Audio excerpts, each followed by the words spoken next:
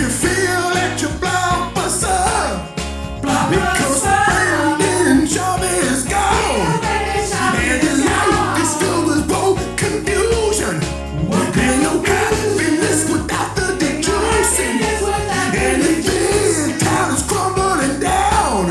And he reach out. Come on, girl. Reach out. Reach out for me now. I'll be there with a truck I can walk you to. I'll be there with a deed that I'll show you. Stop for my favorite time of the week when you get to hear Papa try to speak. Will he surprise us today? You better act fair. Watch 10 minutes of Schaub. Welcome back. One take, yeah. Welcome back to 10 Minutes of Schaub. We're happy to have you back. Wow, it's a big day today. Check out the Patreon. We just did No Pain. We reviewed No Pain by Chris D'Elia. And Joe Rogan live, dude. Joe Rogan live as well. We stream live on Wednesdays now, so check that out. But that's not why they're here. They're not right? here for that, dude. They're here to watch 10 minutes of Schaub. So start the timer. Play the chain clip. And also we have Mark. Yeah, we have a huge. we have Mark Harley. Yeah, did you say you have a huge guest? Yeah. Yeah, you're right. Oh shit, dude. I don't know what that sound effect was, but I like that it didn't make any. Oh, you didn't know? You don't know about our hawk thing? We're hawks, daddy. Oh yeah, no, I was like, that sounds like a bird. Yeah. So Callan had this bit that he did where he's like talking about his son, and he tells his son, "Always be a hawk, never a duck," and it doesn't make any sense. So our fans are hawks, and people that joan on us are ducks. Quack quack. I like that because it makes me think is Haters are ducks. I remember I edited this clip for Brendan, a T-Fat-K clip, and for a while I was editing their reels, and I did it in this style where it was like zooming in weird cuts and like kind of like, you know, that awkward style of editing where it's like it zooms in on the reaction and it'll be on their mouth. Yeah. Like especially when they'll repeat the like Brendan will be like and I'll be like like oh, shit. And they hated it, right? Because I was like, oh, you guys hate it, but he like didn't even tell me directly. He like told like the creative director, he's like, these fucking suck. I'm like, first of all, no, they don't. They're objectively hilarious. Like, and I stand by this. And I'll put them up somewhere so you can see it. But it was. They were arguing about like Islam Makhachev versus Alex Volkanovski, and I remember at some point they're like, you know, if somebody's you gotta hit him with a different language. If somebody's giving you Muay Thai, you know, you hit him with the BJJ. And they were making analogies to like, they're like, you know, someone's playing this stupid flute, you hit him with the bassoon. Boom, boom, boom. And they're doing the same thing, like, you know, never be a bassoon, be a flute. And anyway, yeah, like I realized they didn't like it the way that I edited a few clips like this, and it like took me extra time, and I was like, this is funny. And again, you're losing followers every day, so I'm just throwing shit at the wall of like, maybe we can engage people more. I used to talk to the people with like, I used to talk to the people in the comments like I was on the Reddit, you know? So maybe that's your narrative. Like, and it got way more engagement than Reddit. So you got to stop this. I'm like, oh yes, God forbid people would comment more. Damn. But I realized I hated it because it was making fun of them. Yeah. That's a good reveal, because that means that we're revealing on the podcast that Mark is Minimum Sky. Wait, who's Minimum Sky? He's one of the guys on Reddit that does that same thing. He like zooms mostly in. with the hands. Oh, okay, yeah. Yeah, he zooms in on it's not like an unprecedented style of editing, but I like when it's like you just zoom in on weird things and like, you know, I'm like, oh, I'm going to try that. It was really fun. Yeah. And then, you know, you're super proud of something and someone's like, that sucks. I'm like, you only think that because you're an idiot. You know? Like, it's like it shows some self-awareness, and they don't want that. Right. No, they're like, I don't want to be the butt of the joke. Yeah. We're clearly extremely funny, and everything is going great, and the numbers are all going in the right direction. We don't need anything else. So there's always stuff where I'm like, hey, what if we tried not doing this shitty part of the show? Well, you're a bassoon and they're flutes. Yeah. Two flutes. It really is. Two blockbuster flutes. You know, they'd have to explain comedy. There's this clip where they're like, that Andrew Tate joke about a kid is not funny. I'm like, please explain comedy to me, Brendan Schaub. Yeah. They rather have clips of them wrestling, dude. I know. They do this every 6 months. They start wrestling, dude. Yeah, he like tackles poor Brian. Yeah, it's amazing. Pins him down, slaps his butt. I know. It's like, what way? Well, last time you were on, we didn't really get a chance to watch clips with you, but we brought you back today. We want to start watching clips with you, Daddy. Yeah, dude. It is fun. Yeah. Well, like I try not to watch clips. Some people will send some shit to me. Like during the 1000th episode, I don't know if you guys covered this, but it was like, of course, anytime I mention Brendan, I'll say his fucking name. I'll talk directly.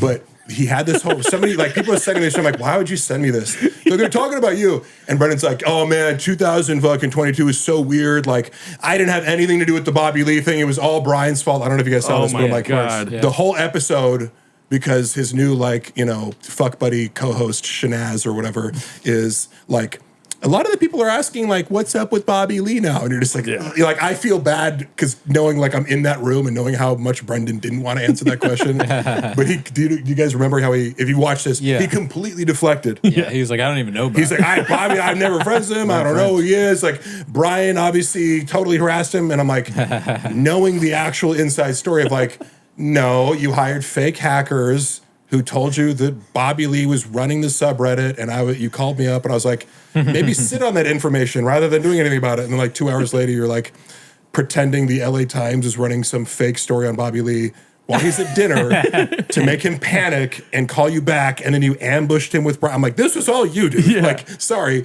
but then. But can I be honest with you? Yeah. I swear to God, when this was all happening, I thought you were like the Mike Baker, dude. Like you were his CIA insider, dude. Yeah, it's funny because you would assume that, but I'm like, and anybody calling me a handler, I'm like, do you think Brendan would listen to me on any? Like, he's the most arrogant fucking person. He doesn't, he would never, now it's a convenient scapegoat to be like, oh, there are people made, I'm like, you don't listen to anybody. You will come to people with an idea and you want to hear yes. Right. Yeah. But he's never come to me with this, like, should I do A or B? And I'm like, you should definitely do B.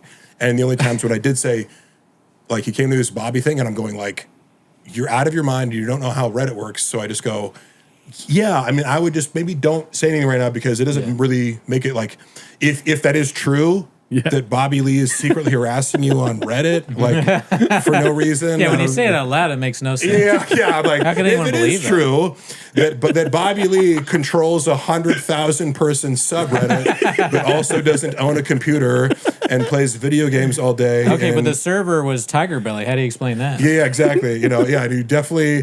There's email confirmation and two-factor authentication. With, like it isn't. It's like you can put fucking I suck cocks at fucking tfatk.com. Right. And be like, that's Brendan's email. Clearly. He's gay as shit. He comes to you with A and B, like, should I do A and B? And both A and B are bad. Right. You should do Z. I always tell him, I'm like, you're the past few years for you, that I experienced at least, it was like the choose your own adventure book where like, you're like, I'm going to do the absolute dumbest thing possible. It's like, should I go pick up those gold coins or stick my hand in a wood chipper? I know. But it was funny because he that's just one example of he's blaming Brian, but then he was like, oh man, I had some really terrible people around me giving me really bad advice. Like, and I did, I'm like, he's talking about me, but using terms like, oh, I had a business manager. I'm like, I know all the people who are your managers. Like, you don't think any of them are bad people. They still work for you. And you're like Mark Harley, business manager, but also who didn't work for you really, who was a part-time employee. So let's get into these clips, dude. So if you guys haven't seen Elephant Graveyard, friend of the channel. Yeah, great guy. Great guy. I haven't yet to meet him, but great guy, never met him. Yeah. He made a video making fun of me once, so he's a terrible person. Oh, no. One of the worst editors I've ever seen. Nobody likes him. I heard he's a terrible guy. Bad guy. Communist Elephant Graveyard. Radical left-wing editor. Why is he putting elephants in graveyards? So this one's posted by Elephant Graveyard, but it's reposted by Fox News Dad. It's called Elephant Graveyard Absolutely Gadoosh Toe Bappa, one of the 250 with his latest videos. Thank him. So let's just see what this is about here, dude. Now something starts to happen that, and I can't believe I'm even saying this, but Joe actually goes full Brendan Schaub with this wonderful Chinese voice he does here. Oh, look, there's Harry! Mr. Schaub, have to numb your lip. You need many, many stitches. This be worse pain your life. Worse pain your life. Criticisms about infrastructure. Well, that is rough, but at least he's not straight up copying Brendan's jokes, right? My life would be so much easier. It's so tiny, dude. Yeah. I wish I was gay. It looks way easier. We'd like play video games all day. We'd work out. At night, we'd fuck each other. Is there any chance that you fucked Brendan at night, by chance? You know what's funny? Okay. So many people would be like, I always like read these comments where it's like, Brendan and Mark were definitely fucking. I'm like, does Brendan look like my type, dude? Like, like wouldn't I fuck a dude who's in shape? If anything, no, I'm serious. But also, that's a joke. But like, also, I can't convey to you how much Brendan is physically cold to the people around him. Yeah. Like I've had guys where I'm like, your like desire to touch me makes me uncomfortable. Like where I'm like, you're always hugging and rubbing me. I've never hugged Brendan Schaub. He does this to me. Okay. And like when we were best friends, I would get a dap. Yeah. That's all. That's the most he would do. yeah. And then we'd fuck each other. Well, I have a question. Have you ever met Jamal? Who's Jamal? Jamal's the barber that cuts hair. Oh no, I wish. He's Asian. He's another Asian Yeah. guy. I know the doctor. Oh, Craig Sue. wait. You've Do not they met say Greg. that's from the first special, right? Yeah, the they first say one. he's like an Asian guy named Jamal. Shut the You fuck haven't up. met Greg either, right? Greg Sue, the No. UFC doctor. He's the guy that. Oh, so, but what's been your life? Like, And I saw the clip though because after I stopped working for Brendan and like because a lot of the stuff I'm like when I was working for him it's like well clearly the Reddit is coming after me like for nothing like I like when I just first appeared and started talking about steroids on T5K they're like this fucking ugly piece of shit loser I'm like whoa like I haven't done anything to you so I know Yeah. so your hatred for Brendan must be rational so I never really did a deep dive then I saw that documentary that guy did what's his name the like he did a long one where he breaks down like beige frequency. yeah, beige frequency. And I remember the Asian clip and I was like, oh my God. Because I think, one of my philosophies is like, you can push the boundaries of racial comedy if it's from your individual observation. Yeah. You know what I mean? Like I used to drive Uber and I remember like I feel comfortable saying the only people who FaceTimed without headphones were black people. And I'm like, I don't feel racist because that's just what I observed. You observe, right? yeah. And you'll talk to a black person like, yep. But like so I'm like, do whatever racial humor you want, but if you're taking a guy who speaks better English than you and assigning a stereotypical Chinese accent to him, Right. I'm like, something does feel wrong about that. Yeah, right? fair criticism. Yeah. And I remember being like, ooh, like that's just like it's like a low blow, you Yeah. know, Yeah. to like reduce this guy to like, oh, I know speak English. But he speaks like this. He's like, Yeah. hello, doctor. That's exactly, yeah. Would you like to take my fade? Right. He's like, if you heard him on the phone, you're like, this guy just has a really nice, deep voice. All right, let's see the rest of this. Now with only guys, no one can get pregnant. That is a low that is so low where I never expected Joe to go. Stealing from Brendan Schaub. My God, if that Beans is not the cheese, death beans of my comedy cheese. career, then I don't know what is. Brendan Schaub quit comedy after releasing that special, and it only stands to reason that if Joe is stealing from it, then he ought to do the same. Classic. Yeah. Yeah. But the Elephant Graveyard got a lot of reviews. Got a lot of reviews on Chang's. Lots of reviews. Yes. I've never met him, but it's a great video.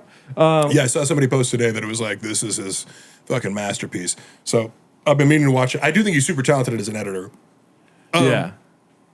And I will say this, though, about the, like, when people are ripping on Rogan's special, I haven't watched it, but I know for a fact this is what's going on in Brennan's head. He's like, ha, ha, ha, ha, ha. See? Damn. Because he has a rivalry with Joe. You guys may or may not know this, but, like, Brendan behind the scenes, like, because Joe has been critical of him in private about his stand-up, and again, I sincerely believe that Joe's one of the few people out there, like he may be like, as reported by a lot of people, he can verge on kind of being a dick, you know, and it's like, I've known many people like them where it's like, he's kind of a leader and an alpha, like say what you will, but it's like, he has this energy of like, he's aggressive, you know what I mean? And he'll kind of like, Andy Dick talks about how they'd be on the set of fucking news radio and he's like, shut the fuck up, you like, and it's like, well, yeah, you're coming to set high and you're fucking missing your lines. Like he snapped on you, right? Yeah. Right. Joe has had conversations with Brendan where he's like, dude, you need to fucking, like, this special is a disaster, whatever. Like, he was critical of Gringo Poppy. Interesting. And Brendan held on to that, like, Brendan, like, acts like, oh, whatever, I don't give a shit. But there are people, he can ignore all the comments, but there's certain people in his life that he obviously can't ignore. And he kind of, like, because he's trying to push back against it, too. And he's like, because I think at first he's like, oh, yeah, like, he might have pretended to watch it. You know, he's like, you know, he sent it to, and why do you send a special to people that's already done? You know, and it's like for feedback, it's like, did you like it? Like, you're not going like, come watch my hour and give me notes. You're like, here's what I'm about to put out. It's like, cool, start over. Don't you know? put it out. Yeah, exactly. Literally, that's the only advice you can give is like, you know, start Change over. the title. Lose 30 pounds, do better jokes, shave your beard. Stop doing stand-up. Don't have a paper mache cut out in the back. He's like Make it an hour. It's like Brett Favre and Aaron Rodgers, right? Joe Rogan is Brett Favre and Schaub is Aaron Rodgers. Yeah, Right? yeah. I mean, I think, you know, that's an insult to Aaron Rodgers, but you know, So what all I'm saying is, there's legitimately, from what I know about Joe, he does like helping people, and I think he comes at Brendan in a potentially very harsh way to his ears because Brendan is sensitive to criticism. Yeah. But he's trying to be like, I'm the only fucking because you surround yourself with yes men, or you won't listen to other people criticizing you. Or you're like, you got a fucking problem on your hands. Yeah. Like when Girl Bobby dropped, and all Brendan could fixate on was like, well, you said you liked it before it dropped, and I'm like, the motherfucker didn't watch it, dude. He's doing 6 3-hour podcasts a day. Yeah. You know, he didn't have time. And then he sees it. But it's 25 minutes, Joe. No, I know. He couldn't even do 25 minutes. But why would you? You know what I mean? It's like, like you watch a minute of it, you're like, yeah, he still sucks at comedy. You know? I honestly think he regressed from his first special. Yeah. Like I'm not even joking. Yeah. And not just the production value, but like, I'll finish with this. He legitimately had a grudge where he's like, he would kind of try to downplay Rogan's comedy, like, you know, people saw your show and said it was like a TED Talk, and like that like helps his ego a lot to think that other people don't like Rogan's stand up. So like by doing this, like Brendan would actually watch that video and be like, "Ha, told you!" Like, Yep. You're trying to criticize me, but you're the one that people don't even like. Oh my gosh. So he's never gonna say that in public. Yeah. No. But just know, for a fact, because I heard so many times, like after Rogan dressed him down for, you know, the Grigo Poppy in private, like, I mean, it was like a, you know, a parent lecturing somebody. Yeah. And it was corroborated by someone else who was in the room, you know, that I can't say who it was. At first he lied to me about it. He was like, it was Joanna. It was not Joanna. But he held on to it for months. Yeah. You know, and would like say snarky things to Joe, like passive aggressively. Yeah. You know, he's like, he put out remember the Green Room Diaries? He was like where he was like, I write a bit an hour before I go on stage. No, you don't. You work on it all week. I don't know why you feel the need to lie about it. But he's doing these like city specific, like, oh, Charlotte, you guys should have a Muggsy Bogues fucking thing, whatever. He put that out and like Rogan said something positive about it, and he couldn't help but be like, oh, should I have asked your permission before that? Like he actually texted him. Oh that. my It's God. like, bro, like let it go, man. Damn. This is Joe Rogan. Yeah, it's Joe Rogan, dude. Brendan, can you do me a favor? Yeah. Can you show me your muscles? What do you... What the hell, dude? Yeah, I know. I've been working out. Like you don't see it a lot, but like we just do 10 minutes of this show. Oh, yeah. So I have all the rest of that time to work out. And every 10 minutes takes like 3 months to make, honestly. yeah. I'm basically Truck Diaries or whatever the thing's called. Toontown. Defag, dude. Toontown. I forgot that fucking name. I love Toontown so much because it's like this experiment of like, you know, it's like, I know, I'll do the most expensive thing possible for the least amount of views. Yeah. Yep. I'll destroy fucking trucks for 5,000 views. What's it called? Man. We're just kidding. That's an outfit, and Cooney is still wimp. So this one's posted by Godzilla 198219882. Godzilla. It's called Manual for some reason. I don't know. There's a lot of posts about Manual, and they have a lot of upvotes. I don't know what. Oh this is. wait. Is that a reference to somebody sent me a screenshot of him talking shit to Sean Strickland? Because Sean Strickland is like, you gotta be fucking, what kind of doofus you gotta be? Oh, there it is. Yeah. He's like, My man, you're the only person to roll a performance truck doing a donut. If anyone needs a self-driving car, it's you. But you can't even drive a manual. You put manual. and you write a and you put And you write a Harley did in he say sandals. Manuel? Yeah, He Manuel. spelled it wrong. That's awesome. I didn't even notice that. Carne Oh asada. my God.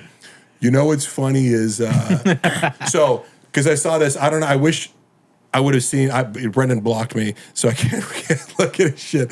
But I told you guys before how when Sean Strickland came to do the Food Truck Diaries, like, he was just talking like now I know him more and it's funny, but at the time like I was like caught off guard because he comes up, he's like, "What's up, man? What do you do around here besides having nuts the size of raisins?" I was like, "Okay," like first thing you say to me as I'm like holding the door for you. But he was actually very cool. Like I was like, that's very much Sean Strickland. You know, it's like it's like you got the Sean Strickland treatment. He's just like, "Yeah, this motherfucker, you're 5'2", motherfucker." You know, like he was on the whole time. And part of my job was to be like a liaison, like when you know the fighter isn't doing anything, I get to like bring them into the studio and like talk with them one-on-one. So I had a good conversation with him. Like I do think Sean is a good dude. A lot of contradictions and he's nuts, but like he's a rough first impression. Well, yeah. Like he's gadoushable. But knowing that like you know he went on to like win the belt and shit after that, and like I don't know, the whole like Brendan has his heart on for sandals. It's like, isn't that more badass? He like rides a Harley and to like my outfit with sandals on. I'm like, that's way riskier than fucking having a full getup. But anyway, I forget if I told you this, but he must have cut 20 minutes out of that episode because Sean was roasting the entire fuck out of him. and Mr. I'll Light You Up had nothing to say. Oh, do you remember? Zero comebacks. Do you remember anything he said? Yes. Yeah. He goes, he looks at the camera because he was really good to like to have this 3-camera setup. So it's like you're talking, there's a camera here, there's a camera there, and then a camera in the middle. At least like 5 times when you're outside of the food trucks, you're standing, he would turn right to the camera and like do like a wrestling promo. So he'd be like, "Motherfucker, people are soft these days. You know who's a real man? Patrick fucking Swayze. Everyone's a pussy these days. Fucking snowflakes. You need to grab your fucking nutsacks, put a little hair in your chest." So he'd do these like macho, like, and he'd do it right to the camera multiple times too, because he'd be like talking to Brendan, and he's like, "That fucking reminds me, people are pussies these days. Fucking, what do you want? Communism to win, you know?" But it was like super entertaining. And he kept ripping on Schaub randomly. He's like, "I'm trying to put people to sleep in the octagon. This motherfucker's putting people to sleep in the comedy clubs." That's awesome. So he was like ripping on his stand-up and like, you know, he's like, "When are you gonna fucking quit stand-up, bro? You suck." Like shit like that, where it's just like, now you're like working there. Yeah. And I'm like taking pictures for social media, like in the background, and you're just kind of like, "This is so awkward. I want to like teleport out of this situation." because you can't laugh at it. Right, You know what I mean? Oh, You're like, you'll get mad. and you see Brendan like gritting his teeth, like fake smiling at him, like trying, but he had nothing to say in response. Yeah. No comeback. And later he was talking about how pissed off he was. He was like, "I was ready to jump over the fucking table and beat his ass." And I'm like, you know, it's funny because he beat the shit out of Israel Adesanya. So like, I don't think you at 40 who never trains would like really stand a chance against, you know, like one of the best fucking strikers in the entire UFC right now. But okay, tell yourself whatever you want. Now I kind of want Sean Strickland on, but I'm worried that he'll make fun of me and you, Jardo. I mean, I'll take it. I'm not going to fight back, dude. I think it's all in good fun. It was just a little jarring because like MMA fighters are so respectful normally. And I bet like I got to meet so many of them, like Cheeto Vera and Alex Volkanovski and Tim Kennedy. All these guys are so nice. You know what I mean? Like there's not a lot of personalities like Sean Strickland, but that is just his mode. Yeah. But when somebody you're like, it's like 9 a.m. I just showed to work. Some guy's like calling me fucking tiny nuts. It's like, that's interesting, you know? Yeah. So it's like a little bit like it shook me up, but then I was like, okay, he does that. You know, he just ripped on Schaub for fucking 20 minutes straight. So Damn. Call Cooney small teeth, dude. Well, maybe, but also I have a hairy chest, so maybe you said you like to put hair on your chest. I got that already. yeah, so. I think he has real disdain for influencers. That seems to be like the target of his ire a lot. He's like, It's a little hack. fucking influencers aren't human and this and that. But like Schaub.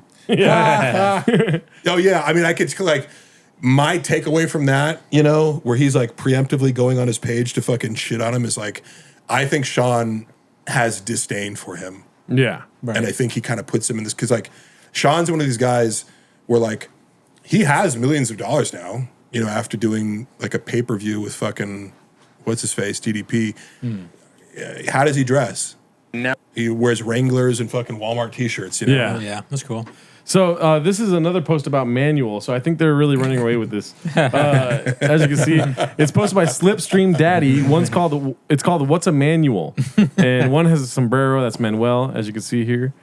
It also has Pun Hub at the bottom here. Right. They got the one on the right illegally. It's keto, bitch. Keto beach. Manuel. Yeah, you drop Manuel fool. This is hilarious. How Yeah. did they think of this? Yeah. That is always amazing how the the crowdsourcing of comedy that the Fat K works is.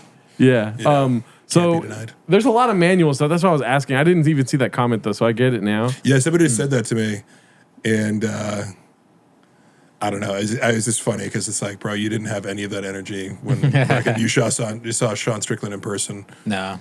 And you're funny, like he thinks sandals is the ultimate clapback. And as like someone from California, I'm like, I fucking love wearing sandals. They're the best. Like Yeah. Yeah. you're never gonna be able to tell me like I'm gay because I like to let my feet breathe. There's you nothing know? wrong with sandals, but it's also weird that Brian wears sandals. His co-host wears sandals. Yeah, I kind of get that because I know he's like pushing him and shit like that. But like, it is like I kind of get that it's like, hey, we're on camera right now. Yeah. You know what I mean? You're not fucking Yeah. walking to go Yeah, get a he's too smoothie. funny. Sandals he's are selling great. them, too. Time and a place. You know what I mean? Yeah, time and a place. Always pushing him and shit. You're So right.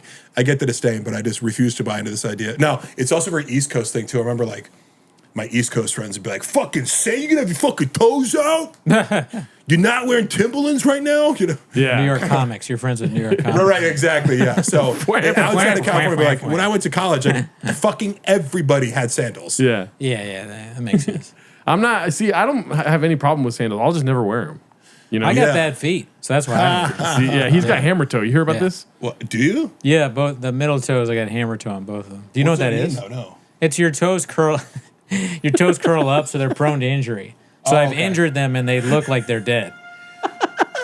And I think there's a benefit to wearing sandals because like, hey, your fucking feet get tan. You Right, know, maybe Yeah. you're probably right. flattens them out. I I tan don't know. my Yeah. feet. I don't really tan though. When you don't, do you ever see like pictures of people who've never worn shoes before and their toes are all spread out? Oh yeah. Because like your toes are kind of supposed to be like that, Yeah. but we were like, But see, like That's I what feel, I Brennan's think brain it's more of looks like a comfort.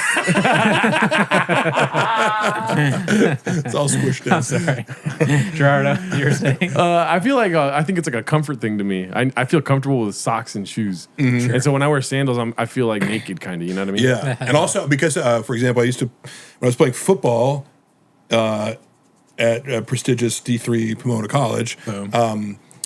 Boom. When you're in cleats all day, and then like after practice, like sandals are the best thing to like Yeah. let your feet air out. That makes Slides. sense. You know? Yeah. Shower sandals. Yeah. Okay, so we got this other manual thing. It's posted by Cruel Ambitions. It's we talking about manual B. So here's a little clapback from Strickland. He says, "B Schaub, we all know you learned to work on a stick on manual or Manuel." Bro, I posted a video of me doing donuts on time, and then let's see. I think Wait, could you zoom in Oh. again? Because I couldn't read the whole thing. We all know you learned to work on a stick on man. I like that he picked up on it. Bro, post videos of me doing donuts. Bro, All I the post it time. all the time in a. and let's see if the next one is. Okay, so it's right here. In a standard, you have 30 different Karen models of gravel to mall driving, and you still rolled the truck. I don't even know what that means, but I'm glad that he clapped back because I was like, no fucking way Sean's just going to let that bullshit slide. Yeah. Maybe he's saying like you went out and tried to do a donut for the first time in dirt when you could have just went to the mall parking lot. Yeah, you have 30 different Karen modes of gravel to mall driving. Mall driving. It's just so funny to go out of your way to make fun of Schaub for something that is ridiculous that he does. Like, why does he have such an issue with electric cars? Yeah. And it's a stupid opinion. And so Sean Strickland, it was the last person you'd think that would come at him from this angle. Is like, No. you know what? Me too. I also think you're stupid. Yeah. No, yeah, it is funny because it's also one of these, he digs his heels in on stupid things like Crocs are terrible. And I'm just like, I Yeah. forgot. how do you Crocs, give that dude. much fucking mental energy to footwear? I don't know. You know, like, but your dumbass fucking Nikes that you have 5,000 pairs of. Well, it's him emulating what comics do. Comics get annoyed by silly things, but Yes. he's really bad at it. That's Yeah, a good point. I always tell yeah. people, I'm like, Brendan isn't so much a comic because, like, again, you can get really good in the time. You know what I mean? Especially Yeah. like, imagine how long you've been doing comedy. Almost 10 years. I'm Okay. gonna cry. Well, and you feel pretty confident. Yeah, I feel Yeah. good. Yeah.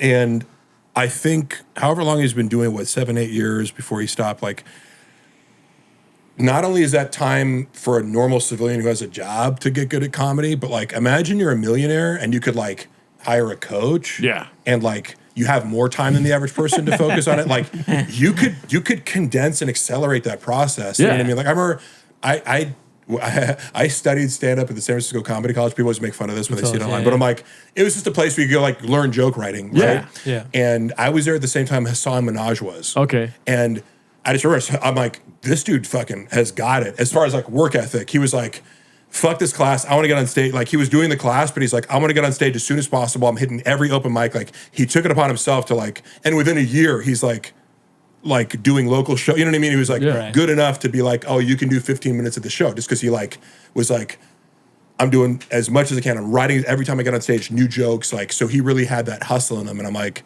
I feel like, you know, 5 years is plenty if that's all you're doing and you don't have to have a job and like, and you can literally hire someone to help you write jokes, which he did. You know, he just still would mangle them, according to fucking Derek and Hassan. You never thought you'd see that hustle again until you met Schaub. Right. Oh, hardest work in the room, B. Yeah. That white boy that works Sometimes too you much. come into Zoo Culture, do 3 sets of bench over an hour and 15 minutes and then bounce. I was like, how do you do it? But literally, I love guys who say shit like that. Like, I'm the hardest work in the room. I'm like, actually, you're the last person to the studio, the first one to leave.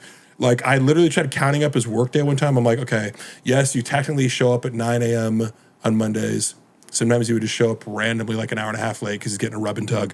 Like, literally, I remember like being behind him one time and seeing him pull in. That's a fucking hawk move right there. And just like, because like, again, everything's ready to go at 9. All the producers are there. I'm in the room. Yeah. And like one time, I was like right behind him. I'm like, oh shit, like he's going to think I'm late because I'm coming in behind him. And I see his car get back on the freeway going in the direction of like the week before. He was like, oh yeah, there's like, my buddy was telling me there's like a really good rub and tug that direction. I'm like, cool. Like I've never been to one, you know, but I like, and then like the next Monday, I was like, he just, like we were pulling in and then like he just zoomed off in the other direction. Like it was like an impulse thing. And he comes in at like an hour and a half late and doesn't say anything. He was just like, because sometimes he's like, oh yeah, I had to talk to my agent in my car or I had to do this, drop the kids off. He's like, hey, what's up, everybody? It's like, yeah, no big deal. We've just been waiting for 90 minutes for you to show up and you didn't text anybody. But in other words, he would do that and TFAT on Mondays, but he'd leave at like, you know, 1:32. Yeah. Then the rest of the days, like he'd come in for an hour or two on, you know, for King and the Sting on Tuesday. Wednesday, only TFAT case, like Max. I'm like, you put in an 8-hour work week in the studio, but you're like, hardest worker in the room. I'm like, sorry. You all you do is show up and talk. Yeah. You don't even do pre-production. Like, you know, the producer for King and the Sting / The Golden Hour, Nick, he's really good at his job. Like, you know, he does like all the, so it's like he literally just has to show up, but he has this narrative of like hardest work in the room. Are you though? Oh my God.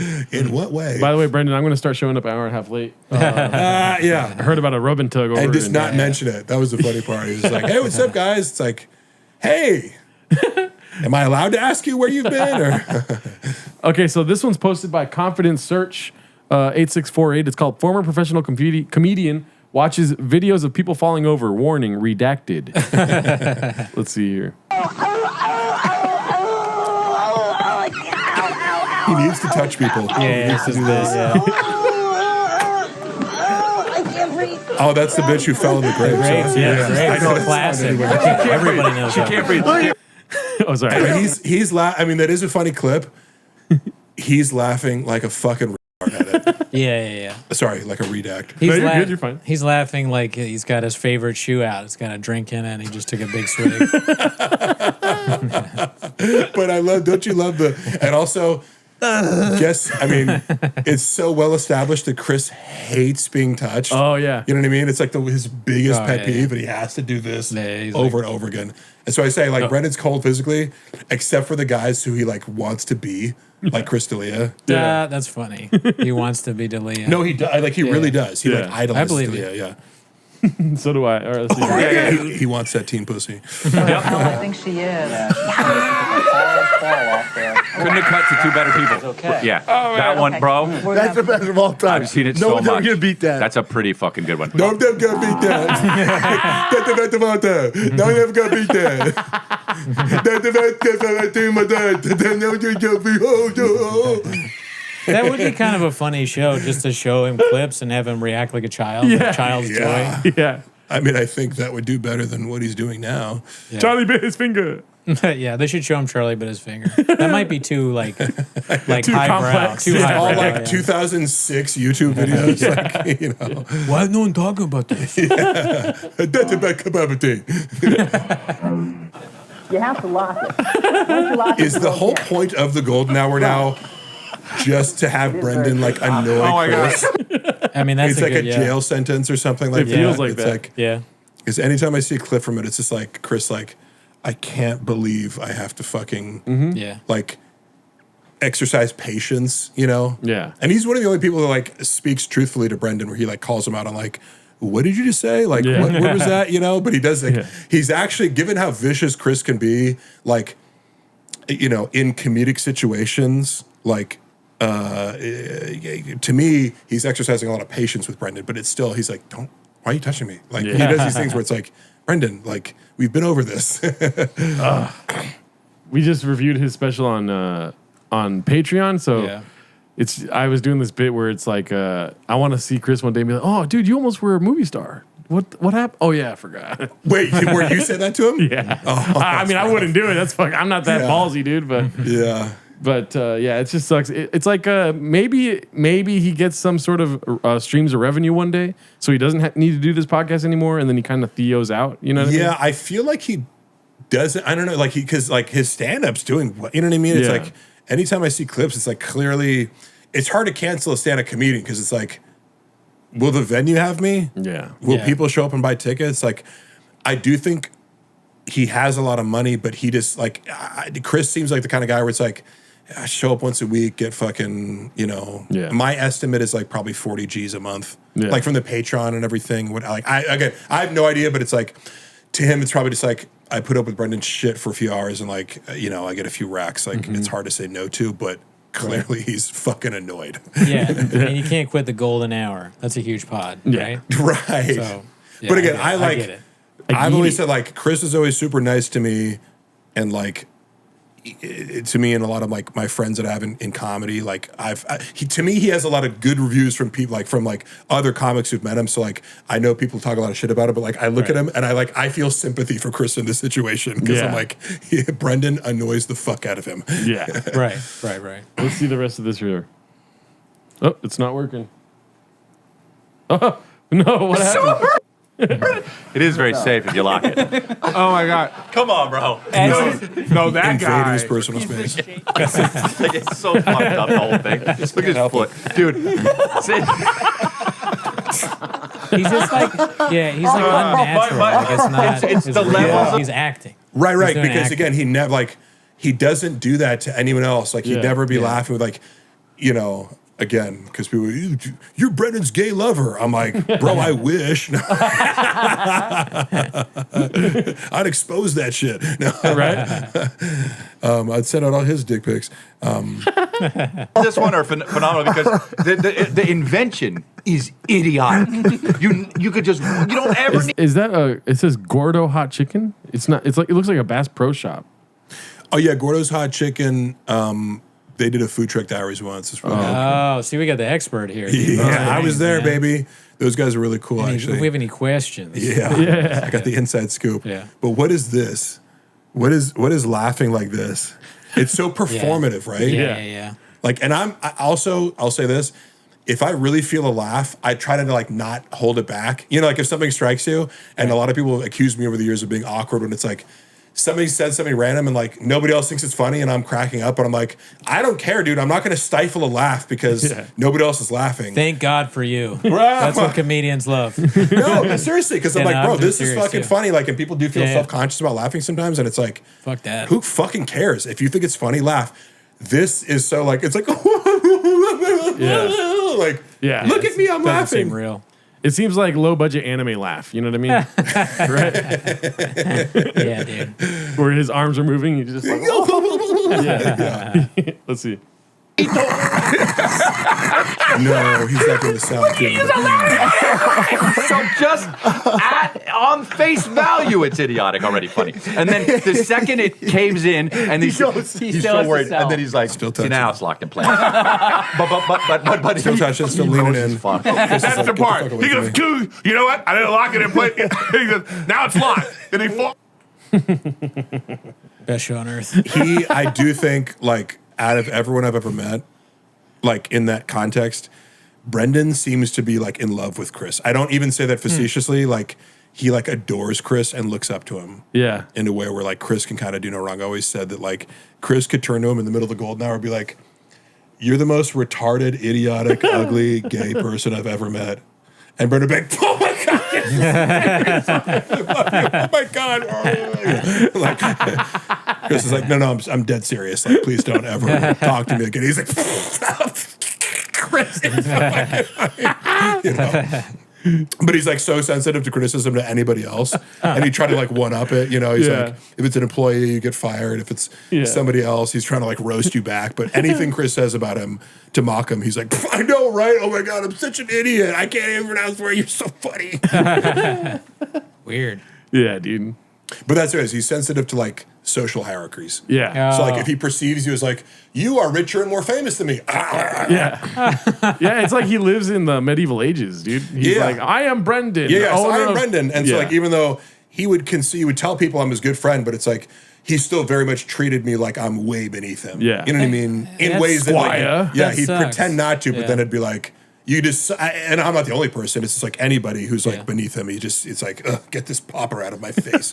That sucks, but it makes sense because he's really stupid. So he probably sees the world like that. Yeah, He's not even like his brain isn't big enough to like treat people differently. You tend to notice, I think, legitimately, like smarter people kind of see it's like just because somebody is poor or from a different culture or whatever, like you see like actively he has like these kind of backwards views on things where like he's just like disgusted by homeless people, you know, and kind of has like low key racist beliefs where it'll still be like he tries to conceal it, but he's like, you know, we got like a lot of Asian racism. people are like this, and you know, black people do this, and it's like, but more on like again, any belief that I have about a race, like I'll fucking say it out loud because I'm like, if I observed it, it's fucking true to me. Yeah. But Brendan will kind of like be like quiet, like you know, it's like we get it. You're racist, right? No, that's what I'm saying, right? The you get it thing. It's like, bro, I watched that clip recently. I'm like, those words came out of your mouth. Like you had an issue with black commentators and you said the best brains. Like for a while, I didn't know what that clip came, the best brains thing. It's like,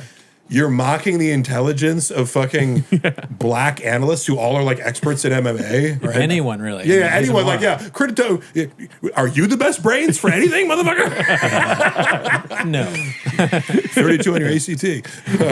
Right. All right, so this one's posted by Haphazard. It looks like he's doing the minimum sky thing. It's called The C-Clamp is Now Complete. Oh. Let's see here. It was assigned female at birth.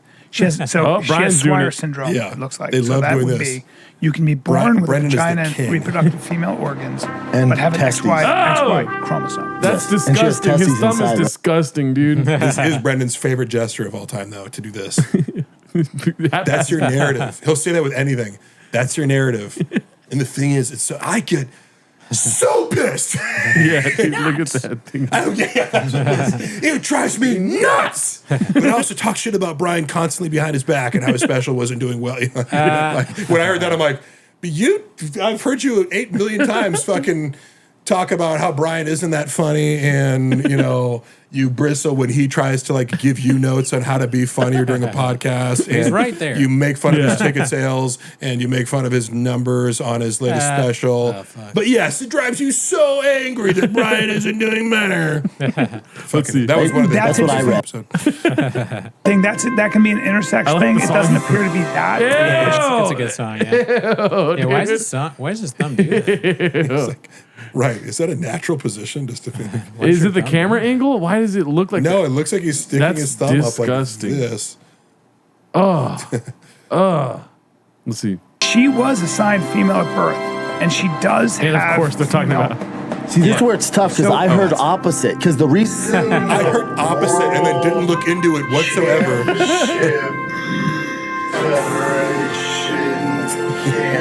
He's great to do slow-mo. It sounds like he's drunk, you know, like Trump.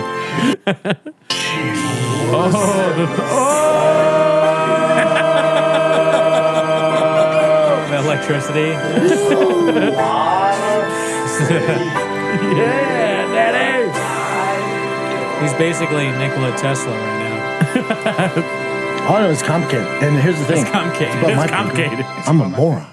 And what I like is how people always like, it's like, if you know this is a hot topic, and of course they like, you know, if you had to bet $1 million, are they going to talk about this Amin Khalifi girl on their podcast? Of course they are. Like, they couldn't avoid it.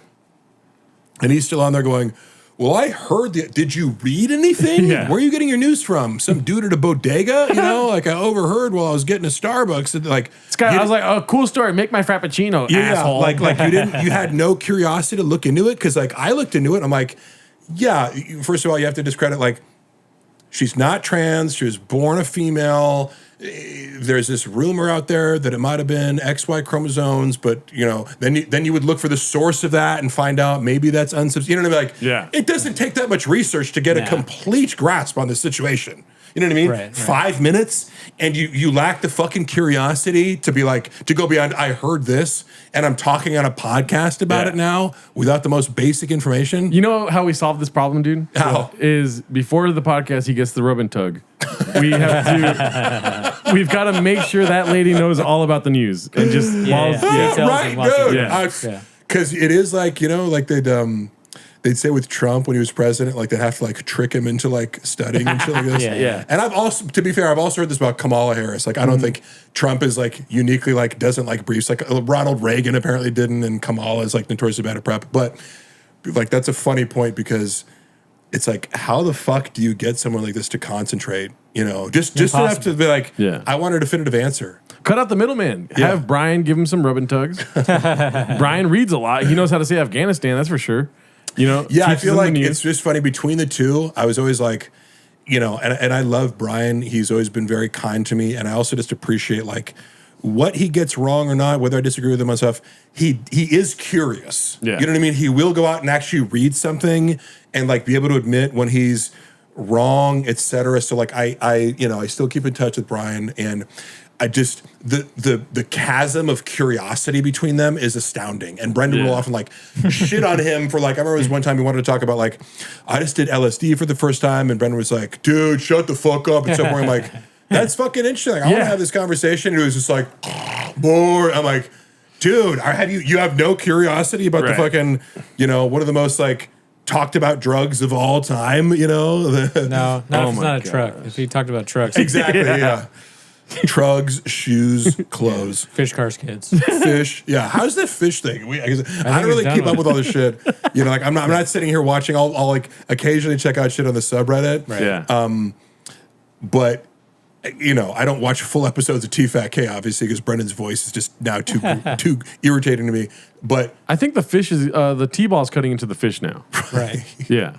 But it's fun. Like, I don't think I've ever seen someone make things so much a part of their identity. I'm sure this archetype exists. You know what I mean? I'm not saying he's the only one. I'm just saying I've never got to witness it. And then I was also like this whole, you know, T-Fat-K that like makes sure you don't miss it and finds all these patterns. But it's like, for like 6 months, fish was his entire identity. Yeah. You know? And then it's like, when was the last time you fucking brought it up? Well, a flute's a flute, man. You know, Yeah. bassoons don't understand flutes. With the fucking, gotta hit him with the bass. Boom, boom. Boom, boom, boom. This is great. Okay, so we got so many more clips left. This is posted by Toxoplasmosis. It's called Africa with a Gold Medal. You guys want to make a guess? He's gonna say something bad about Africa. Maybe this is where it starts getting racist. I remember, and you guys remember the clip where he's like, Chris D'Elia and whoever else was there had to correct him on Africa being a country. He's like, well, Africa's a country. Yeah. And they're like, no, it's a continent. There's other countries within Africa. And his example to rebut this, he didn't just go, oh, yeah, you're right. Yeah, Denver. Like, because it's okay to make a mistake. You know, like, you go like, oh, sorry, I meant a country. Yeah. He dug down on this idea. And he goes, no, it's like the United States of America, but then you have like Minneapolis and Denver. It's like, those are cities, motherfucker. Like, you're not even making the next appropriate analogy, which I'd understand if you thought like Africa was like, you know, the United States of Africa and fucking Colorado is like Zimbabwe.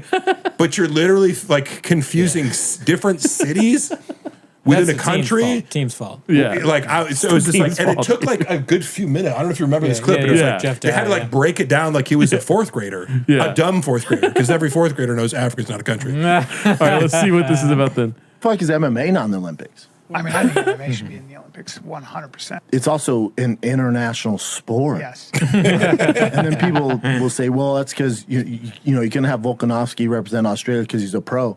Well, the NBA does it. Yeah. LeBron's a pro. They're in the Olympics. This is one of the reasons I don't think Dana and a lot of, maybe not the other leagues, but maybe the UFC doesn't push for it, because think about it. Francis would represent Africa.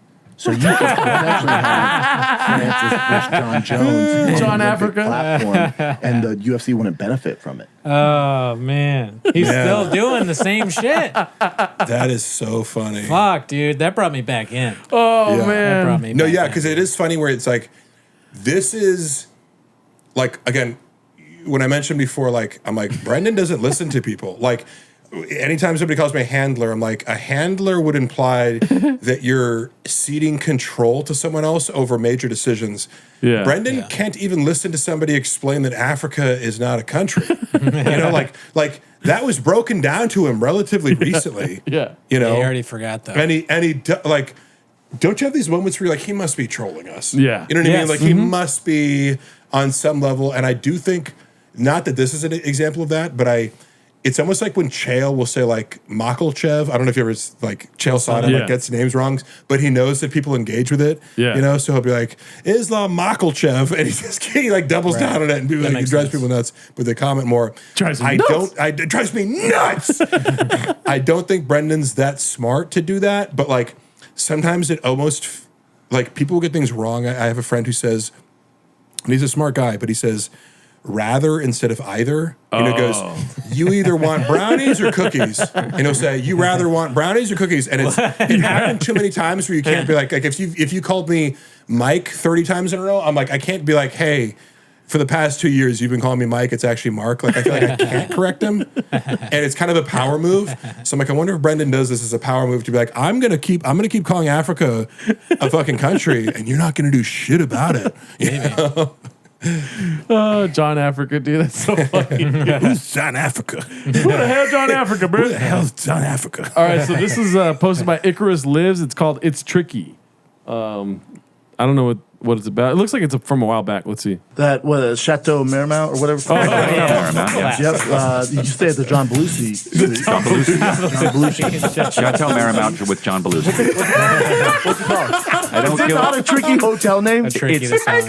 It's tricky. It's a little tricky. Hold on.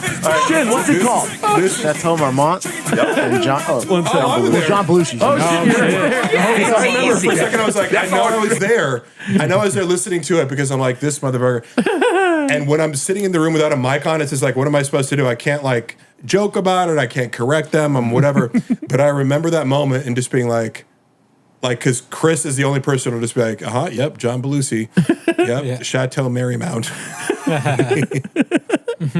But that is a fucking amazing moment. What'd you think, Brendan? Well, have you ever been to the Chateau Marymount? Yeah, it's for like a drink. But I don't the bar, right? Yeah. I've never been. I always wanted to go. Yeah, that seems to be like, didn't Lindsay Lohan rack up like fucking $500,000 in Sounds like a about tab right. there? Do you know about the Chateau Marymount? Nah. You don't know about it? I don't know about it. I Chateau drive by Marymount. it all the time. We got to go to the bar. Okay. I'll relapse. Yeah, I don't care. don't relapse. We get other things besides drinks. All right, I've gone people too do far. like going to lunch there. I get Diet Cokes. Yeah, we can get food there. Yeah. A lot of celebrities like they'll do like the extended stay at the Chateau Marmont, you know? Yeah. Chateau Marymount. Chateau Marymount. I'm sorry. Chateau Marymount. And yes, Lindsay Lohan famously racked up some like ginormous bill. It's supposedly pretty cool. In the vein of Brendan Schaub, they got some killer merch, dude. They really do. Oh, they do? Yeah. No, I'm not lying. I was trying to be serious, but I know Marymount it's ain't funny. got no merch. Marymount ain't got no merch. All right, this one's posted by Haphazard, one of our guys, B. Oh. It's called "He Takes Full Responsibility for Tweeting Out Fake News and blames it fully on it being complicated." I think it's about the Olympic wrestler again or fighter I don't boxer. know. Did you see what the even I tweeted this out where it was male boxer competing in female sports and then it gets super complicated. It does. You get can go down a complicated. rabbit hole, dude. I did go down. I went down the rabbit hole. 5 minutes, yeah. What do you think? 'Cause this is interesting. Technically, she was born a male. So technically, she was assigned No, she female at wasn't. birth. No, she So she has Swire syndrome. It looks like. So that would be you can be born with a vagina. Technically.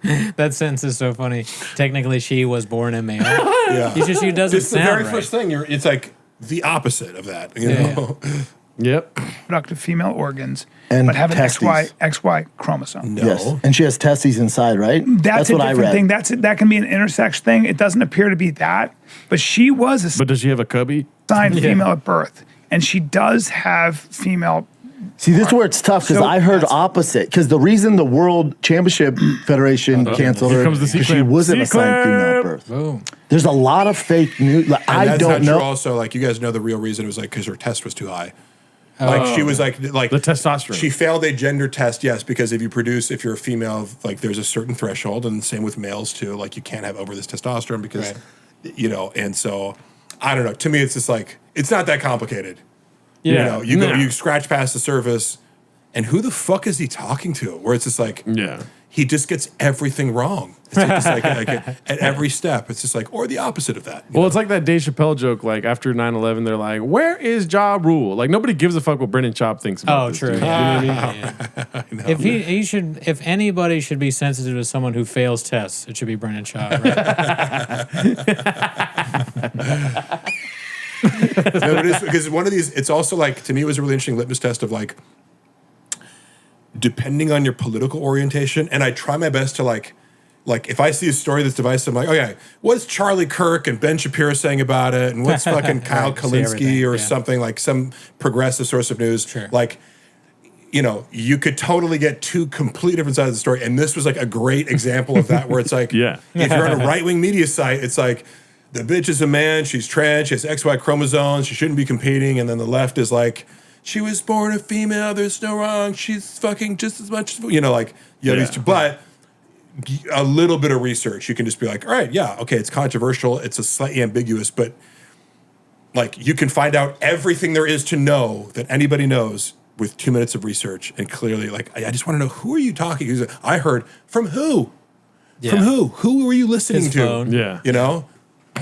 God damn it.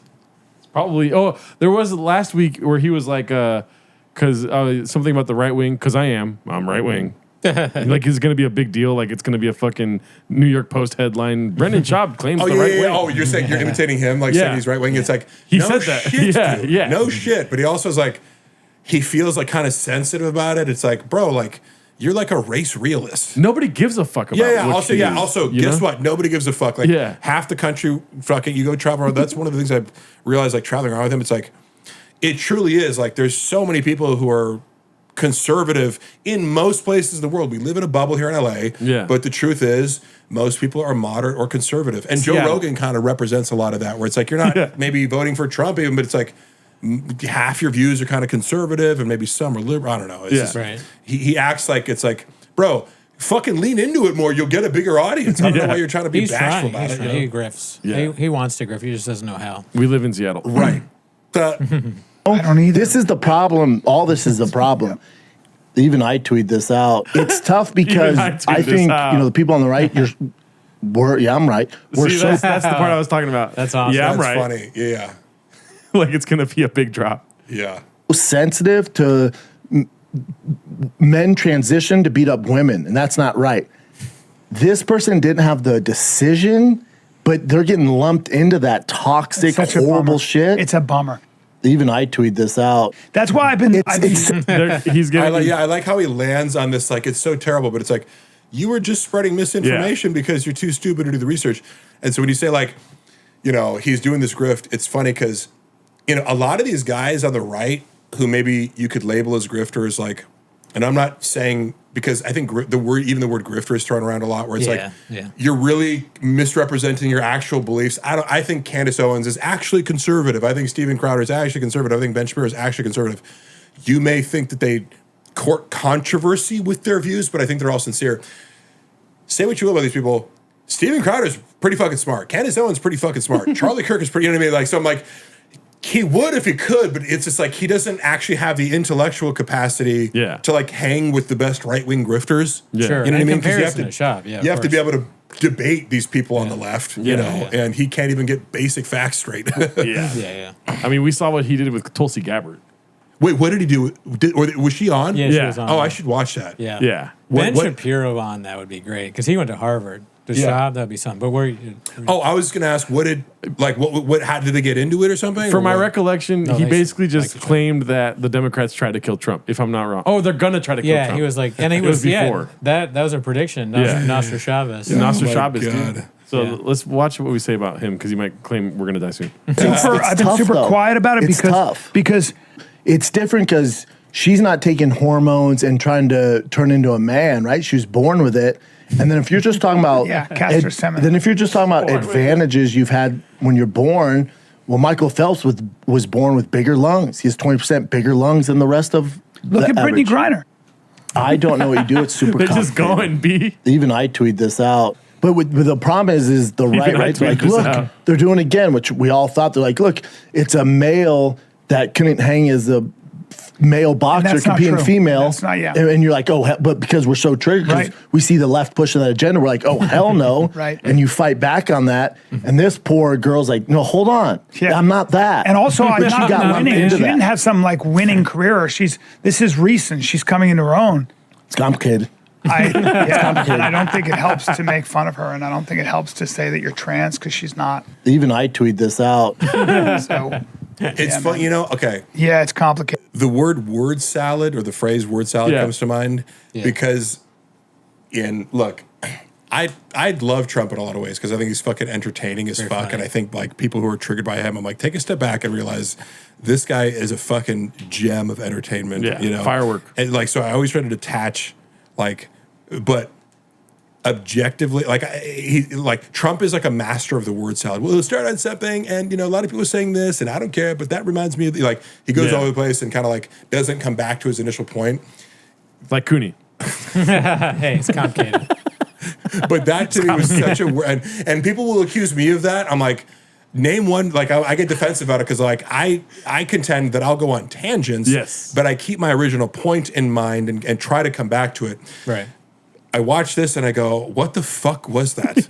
You're like, you know what I mean? He starts off in the complete, like his conclusion is completely different than what he started out with. Yeah. And he gets so many things wrong, and it's like a lily pad, he fucking jumps from lily pad, like, and then I tweeted this out, and also it's, well, because we're trying to talk about girls who transition, she didn't have a choice, and so it's bad because it gets mixed in here, but then also like, yeah, I just saw, I'm like, huh? Yeah. What do you actually think about this? So shout out to Haphazard for making this. First of all, I should start by saying I didn't graduate college, right? So what I think he's trying to say is, what Hap is trying to say is that he starts out the conversation with saying that I fucked up, I tweeted this, even I tweeted this out. Yeah. And then he's talking about how that conversation is toxic and we should stop having that conversation. But he's the one engaging in the conversation. Yeah. And also, that's a great point. That's a great synopsis of that. He's engaging in a conversation and actively spreading misinformation. Yeah. I'm like, you got multiple in the middle of that sandwich where you're like, I feel bad and this girl should have sympathy. You're like, she was born a man and she failed a gender test and she has nuts in her. I'm like, there was like 3 or 4 things where I'm like, that's not true. That's not true. That's not true. That's not true. But like, you think you cover your ass by arriving at this kind of like safe consensus place. I'm so dumb. What?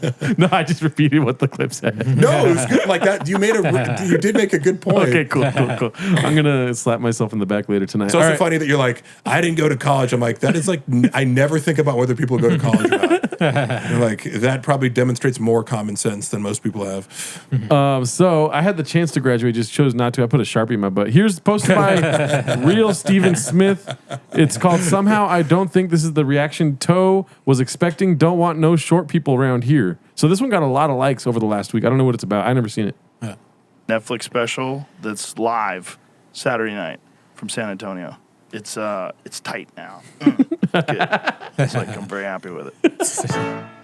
4.9. Joe Rogan burned the boats review. Netflix special relies on same old COVID and gay jokes. Joe Rogan burns the boats with self-style provocateurs jokes. Feels decades too late. Joe Rogan is the Cybertruck of comedians. Joe Rogan is weirder than JD Vance in K-Sex Obsessed Life. That's a great headline. Joe Rogan comedy special, the boring showcase for the Dunning-Kruger. This is my favorite one right here. That's a good one. These headlines are creative. Now, I feel like I never trust, like, when people write shit about Joe Rogan, I'm always assuming, like, you have a vendetta against him. And I haven't seen the special, so I'm going to reserve judgment about, like, whether or not this is appropriately harsh. However, some of these fucking headlines are creative as fuck. Yeah. The Dunning-Kruger effect. Other guy's dick's on his phone. Do you know about those?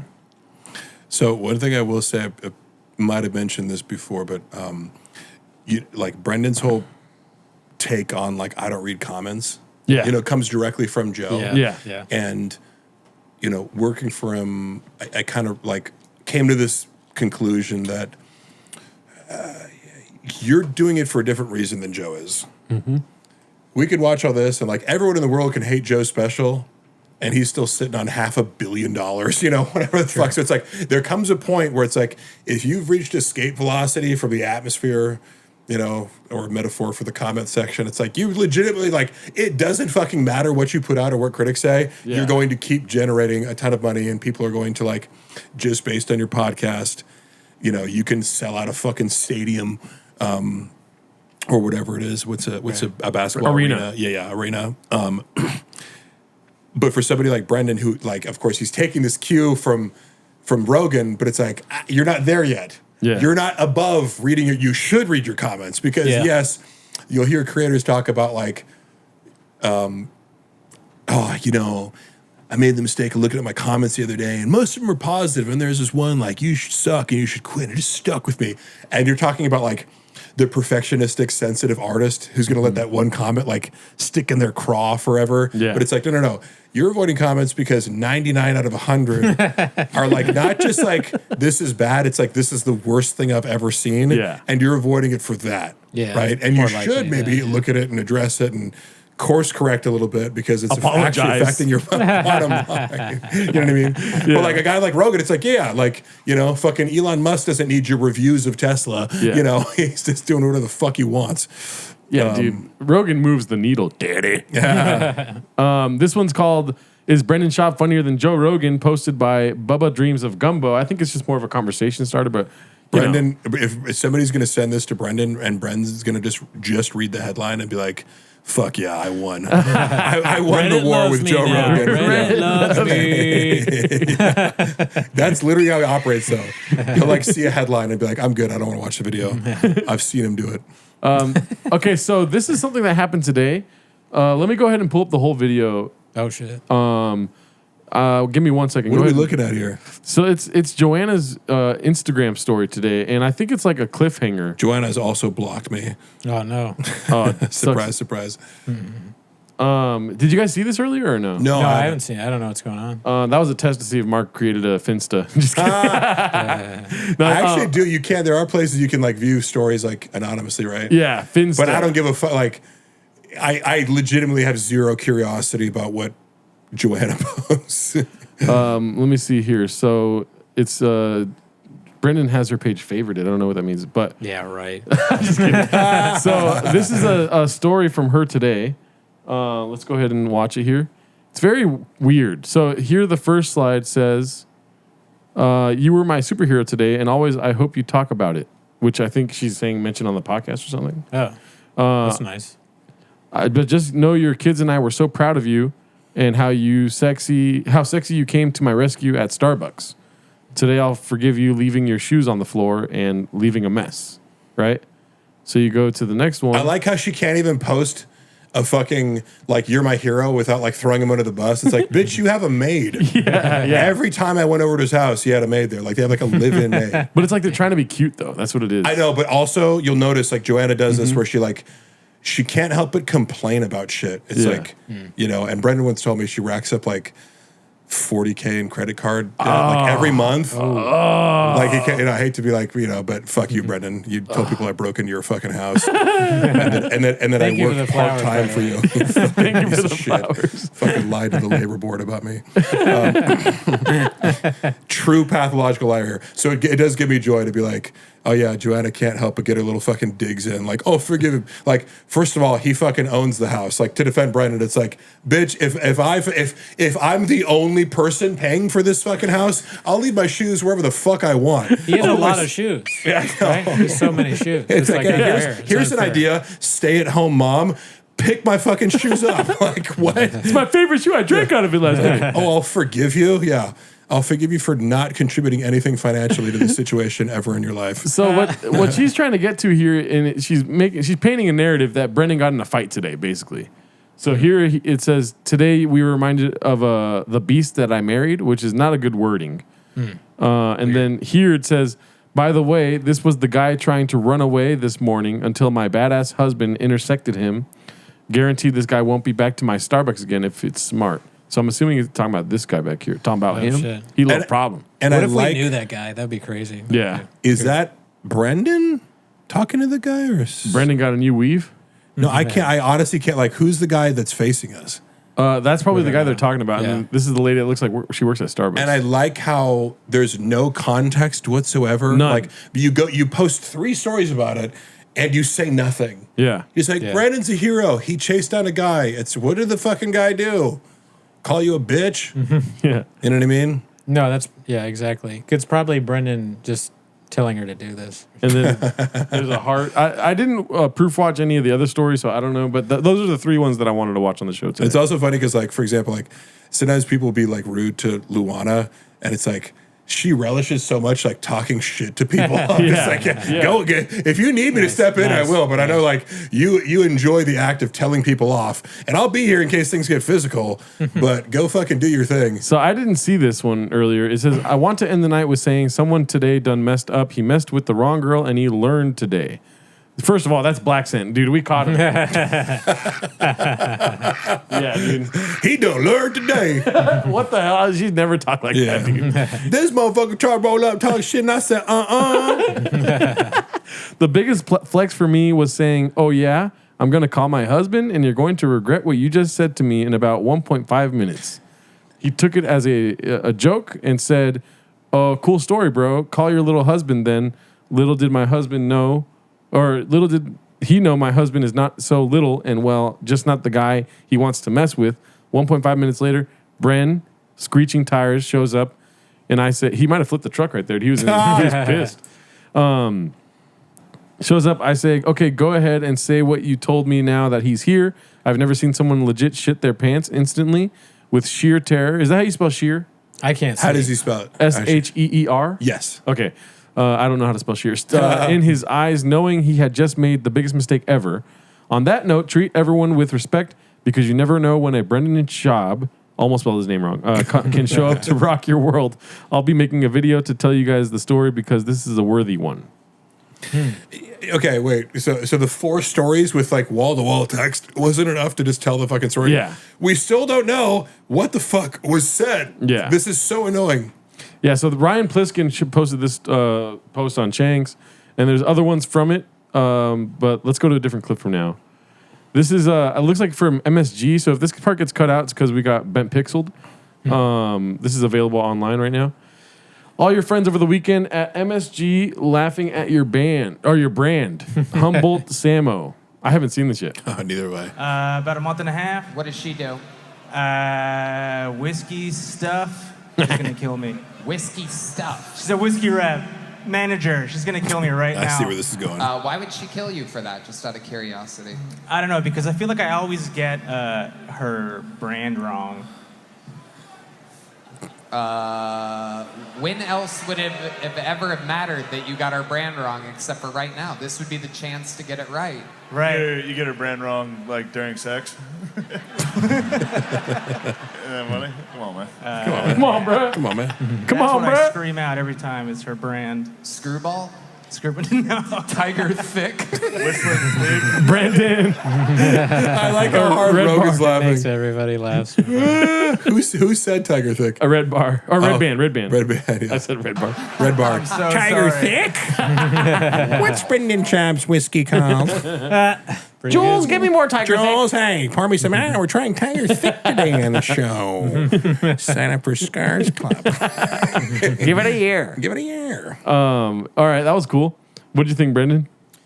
I mean, it's like everything with Schaub is a punchline that you can just have. Right. Yeah. I mean, And it you goes to can the use it, it works. universality of like I even saw Anthony Jeselnik. Remember I told that story about Anthony Jeselnik, like watching him in the green Great room, story. like be like, shut the fuck up with his eyes, like to Brendan, where he's like, what you really do is half an hour. And Jeselnik's like, yeah, thanks.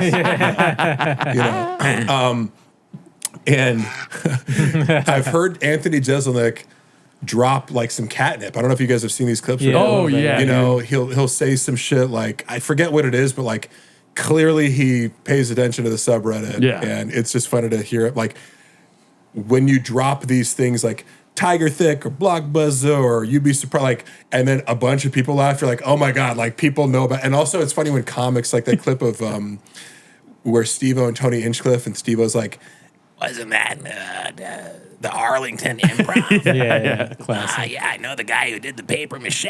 Mark Harley, who did the Inchcliffe is like Gringo trying not to Puppy. laugh, but they're just like, why do you know that? You know? I was intrigued by it. And then they all just start laughing. It's like, oh my God, like, I wonder if Brendan actually sees clips like that, because it's like, literally just like, they say Gringo Poppy and like 5 dudes just start laughing uncontrollably when they like clearly don't even want to laugh. They're like, I don't even want to be on camera laughing, but I have to. And that's what reminded me of like Rogan. Rogan hears the term Tiger Thick and he starts like laughing like uncontrollably almost, Yeah, I'm trying to get Brendan Cooney to stop saying "look at you guys" when he gets on stage. Oh, I love saying it. Yeah. Every time. Wait, do you actually? Not really. No, wait. But you say didn't never you- heard of it. Didn't you do like a rendition of the Gringo Poppy? Yeah, I did the first 5 minutes. Yeah, or actually, the first 10 minutes. Yeah. One is on Patreon. So half the special? Yeah. Got him. All right, so this one is posted by Don't Know Who to Axe. It's called Bappa about to drop a hot take on the Blags. Saw this one. Real cockfest up in here, huh? Yeah, dude. Great Photoshop job. You can't even tell that he's not in that Quentin Tarantino movie. That's a good Photoshop job. Actually. I think there's going to be a racist thing coming up. I hope that becomes a meme. Yeah. Like with Brendan's face in it. That'd be good. This one's posted by Successful Egg 8345. It's called "The Hate from Bappa Runs Deep with Their Black Power and All This." So this is the racist part. Okay. Let's see what Strap the happens. fuck in. What I don't like is when they're like, I'm going to get started on it, but when,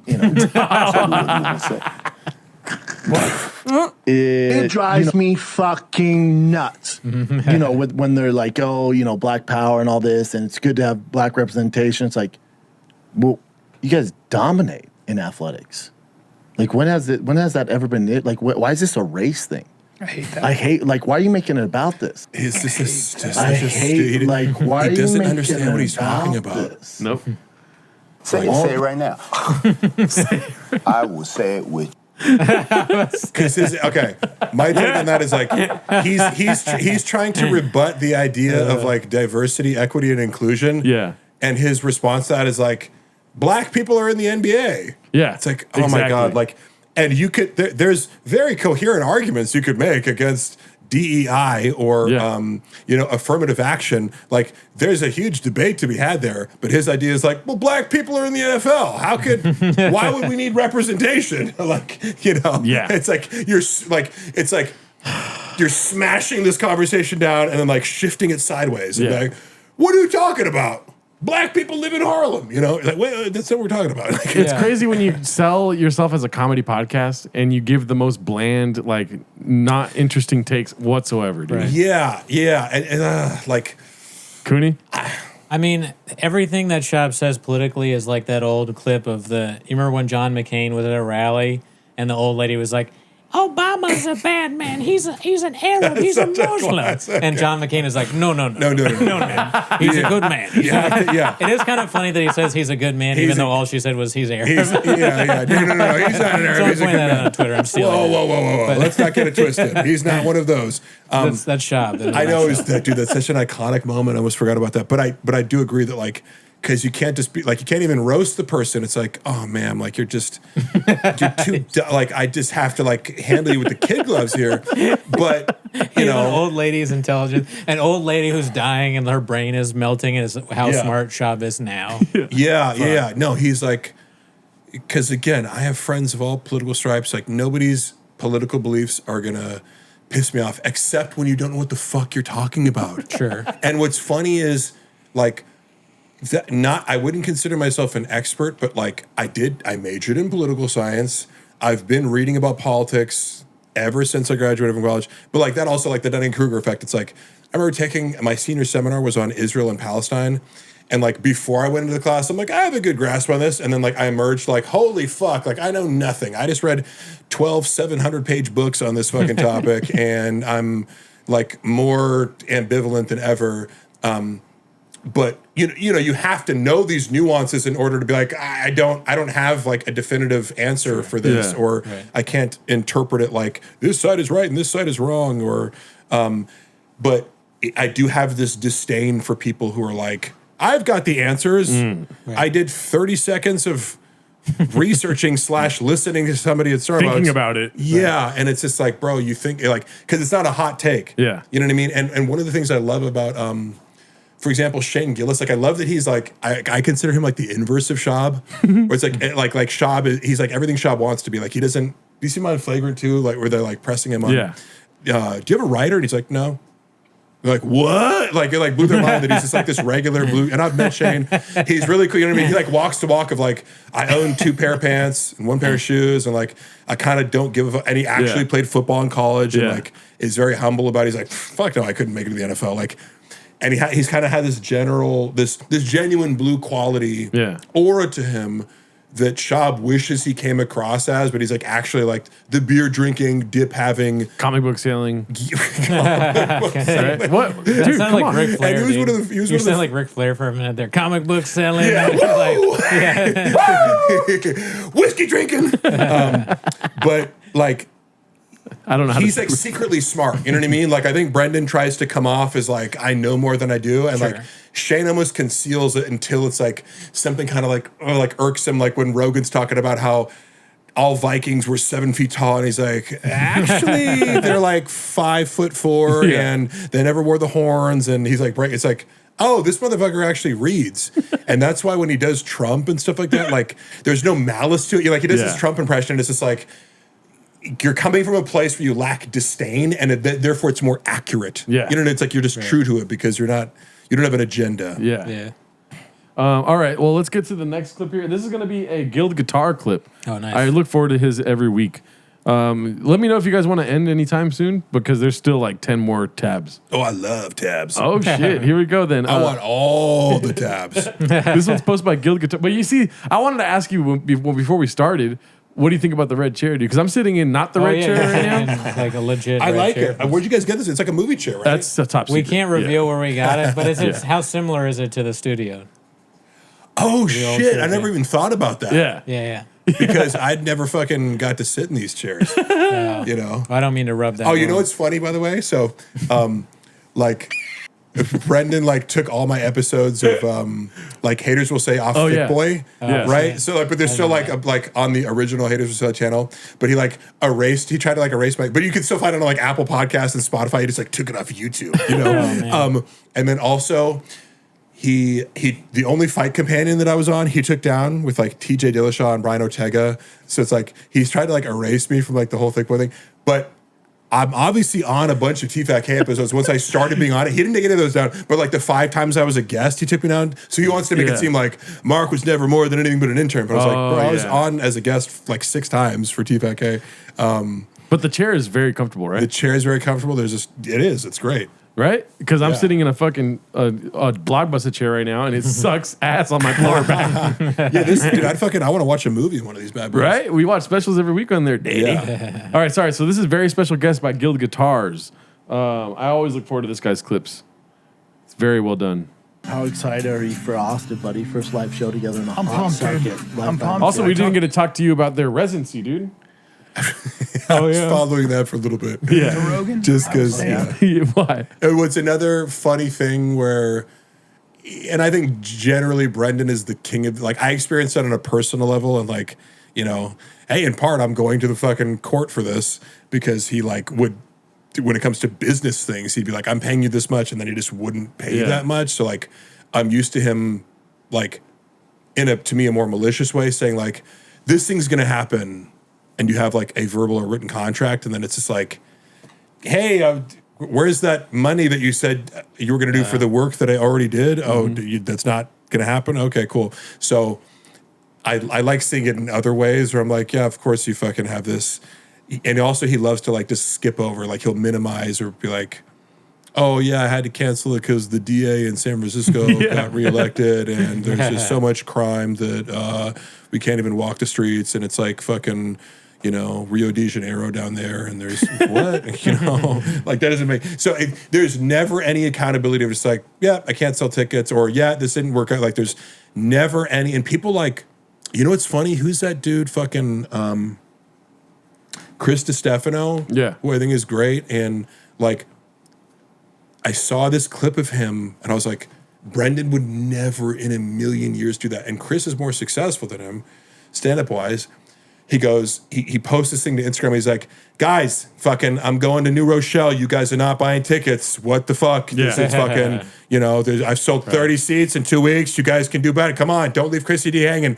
So he's doing this whole bit to promote by being like, this whole fucking venue's empty. What are you guys doing? I'm going to be performing for 10 people. You know, like, I was like, that's fucking, but it's kind of his style where he like overshares and kind of like, you're like, I believe you because you're like self-deprecating in this really real way, you know, where you're talking about your own fuck-ups. And I'm like, that would almost, if I was a fan of it, I'm like, fuck yeah, I'm going to buy a ticket. And even if I don't show up, just to support. But like, Brendan is so stuck on like being like, nope, every show's sold out. Like, I always, you can't even get tickets. I'm like, bro, like, you know, his old assistant, Gianni, who's on Power now, he would talk about this. He's like, he would like say it was sold out when it wasn't. I'm like, bro, if people still want to buy tickets and then you're like posting that the show's sold out, they're not going to buy tickets, you dumbass. But your ego's so set on like appearing as though you sold out every show that you're literally preventing people who would want to come at the last minute. Well, he's not a numbers guy. He doesn't. He's not I'm a business shark, but also I'm not a business shark.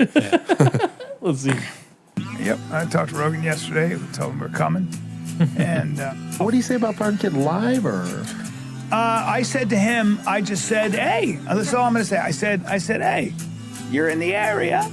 Oh, you invited him? Stage. I go, I'm just saying. I'm not saying. I'm just saying we're in the area. You could stroll down. He's like, I don't know, man. I might be busy counting whatever money. He said. The point I gotta count my money Thursday night. He's at the mothership. It's a stroll. How long of a walk is it? You could throw a hush puppy across the street. It's something you could throw a hush puppy across. That's a phrase. You know, you could throw a hush puppy. He's trying to be Southern or something. Yeah. It's throw dead cat. You could twirl dead cat. You could throw an oil rig and hit it. Yeah, you could throw a Texas Longhorn. You could flip a truck and hit it. There was some clip, did you see that, where they were like, you know, oh, he's in Austin. They're like, how do you know that? He's like, he's got the Longhorns in the back. Oh, yeah. He's like, that could be anywhere in Texas or in the world because you think people like, you know, you can't have a fucking University of Texas flag anywhere but Austin, Texas. He's like, thinks he's fucking a private eye. Like, oh shit! Why is it not playing? My bad. Being hit it. I'm saying you're two old buddies. Good old Brendan Schaub and Brian I love the music every time. Every time Guild has great Mothership, the songs. Vulcan Gas Theater. That is January 26th, 27th with special guests. And then we got Live Fire and the Kid announced at Live Fire and the Kid in Austin, Texas. Oh, this is so embarrassing. Tickets February 15th at One show only. Vulcan. Special guest, very special guest. This Thursday, one night only, one show only. Me and Brian Callen. It's a Live Fire and the Kid, not stand-up. It's Brian Callen and myself doing a Live Fire and the Kid with some special guests. Special Fire guest. Fire the Kid live in Austin, Texas. That is February. Look at that Kibitek hat, though, dude. One show Oh, yeah. only with very special guests. Yeah. Oh, really, dude? Oh, really, dude? Come on up, Chin. Chin. Get up here, Chin. Chin. that was the special guest? Yeah. Oh, my God. Chin. I mean, he is I gotta special. say this. This motherfucker. No, he has a good voice. I didn't mean it. He does. I think he's great at music. Grab that warped mic, Chin. Let me tell you something He's about the worst Googler of all time. Is he bad at Googling? He's slow. Oh, have you? So I know other people have noticed this too, but I would like while I was working there, they'd throw something out and like I don't know if I consider myself like a particularly good Googler, but like sometimes I'll be with somebody else and I'm like, you know how to like shorthand something. It's like if you're looking, you don't have to put in the whole sentence. You're like, you know, like how many calories are in duck eggs? You just put calories, duck eggs, you know, or whatever. Like so you can do something really quickly, shorthand.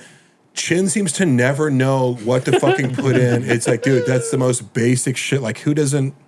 I don't know. Like, you know what I mean? Like, people our age, it's like if you came up with the internet, you know how to really quickly Google something that's like 99% sure you're going to get the answer on the first result. Yep. And he seems to always be like, wait, what should I? And like, even Brendan will make fun. Like, it's become a running joke that other people notice. But, you know, it's like this very basic element. Like, because Jamie must be good at it, right? Yeah. You know what I mean? It's like, hey, Jamie looked that up, and he's got, and he got it up. Yeah.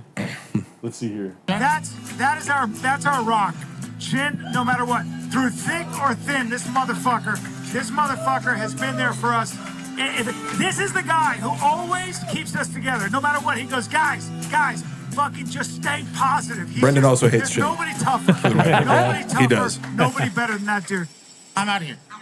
Yeah. Back to the music. And we'll be back, and we'll next time we're gonna line up some serious guests. We're gonna actually be more organized. We have live Friday the Kid in Austin, March 29th. One show only, Friday, 7:30 with a very special guest. Oh, really, dude?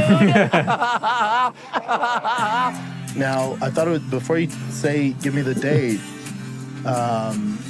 you have an obligation to Vancouver this weekend. I do have an obligation. So hopefully the baby doesn't come Friday or Saturday. It's a situation where my wife's not moving a lot, because if she moves a lot, it could come. Yes. So she's like, if you could, we can just hold on till Monday, but we have people at the house, staying at the house. In case That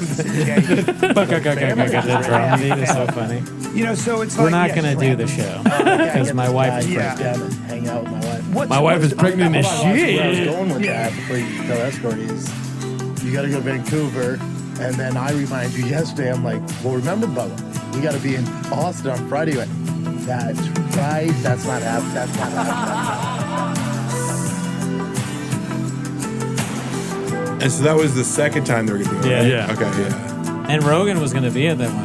Oh, for sure. So this sucks. Watching them talk about it now, it seems so like they're like, all right, so how are we going to like fake this story of not being able to do the show? As if anyone cares either Like, way. oh, and then you remembered that your wife's pregnant and you had to be in Vancouver, but yeah. That was almost completely for the cats, because no one was going to go to it. No one knew it existed. And they were like, it's canceled.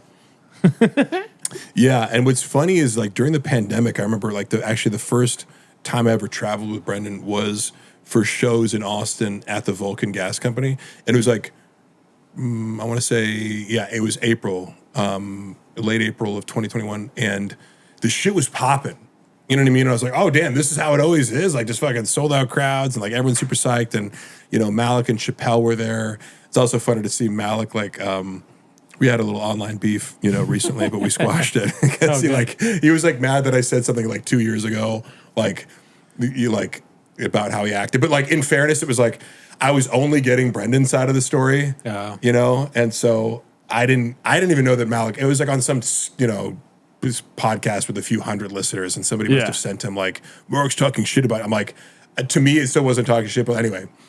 He like chirped at me like on some skit, like saying my shit sucks and blah blah. And I'm going back and forth with him, but then we ended up talking and squashing it. Yeah, just because I'm like, look, bro, this is fucking stupid. Like we you know like I'm sorry that I got one side of the story when I recorded this podcast. Like I was only like now I know how Brendan lies about shit. Like when shit goes down, he makes the other person look like a fucking maniac. So that's all I was going off of. Yeah. And but it's really cool to see like I don't know if you guys follow Malik at all, but he's like he's crushing it with these like online skits and I've seen Twitter. Those. The Cheesecake Factory one and stuff. Oh yeah, well I think that popped up because I didn't know what he was doing, and then like I saw that one pop up. I'm like, oh damn, it's got like millions of views. Yep. And then he's also doing really well on Twitter, which I guess is monetizable. You know, so anyway, like, marketing genius. And then I saw he was on some list that was like it was like top funny like people on the internet. Yeah. And like Theo Von was mentioned, which is like a weird thing. It's like, are we ranking like stand-up comedians? Are we ranking like video content creators? It was kind of weird.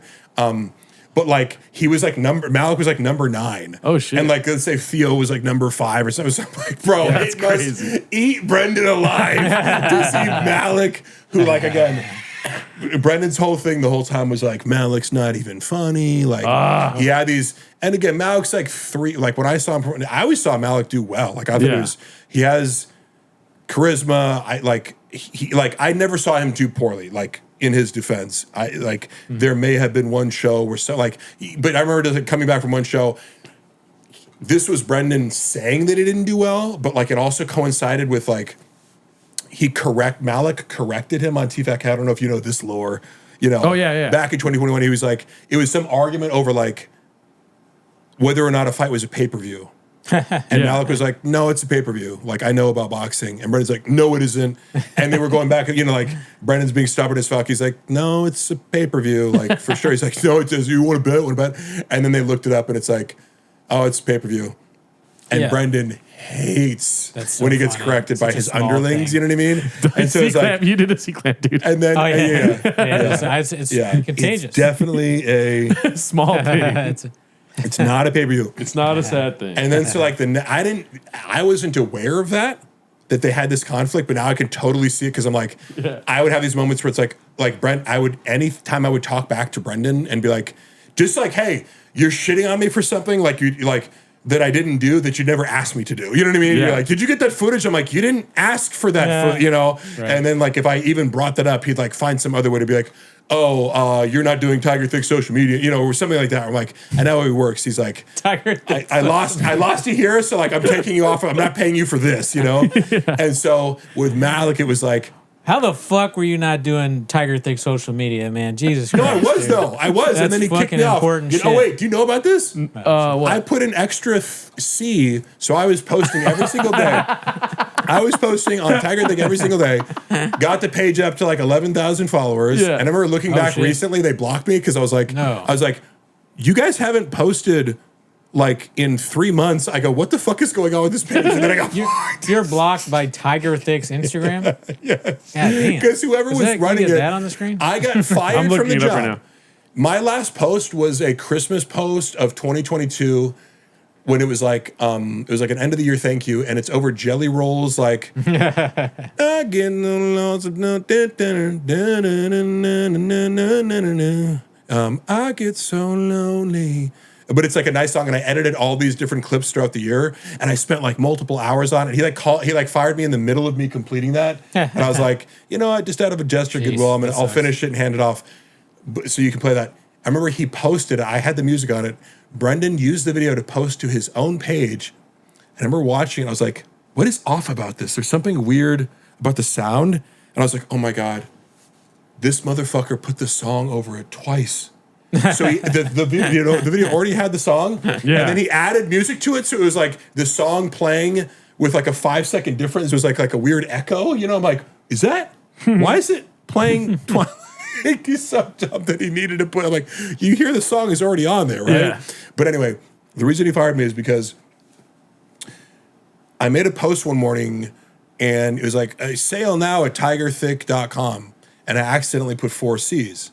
Now somebody alerted me to it. And they're like, hey, by the way, you misspelled Tiger. I'm like, oh shit, fix it within 2 minutes.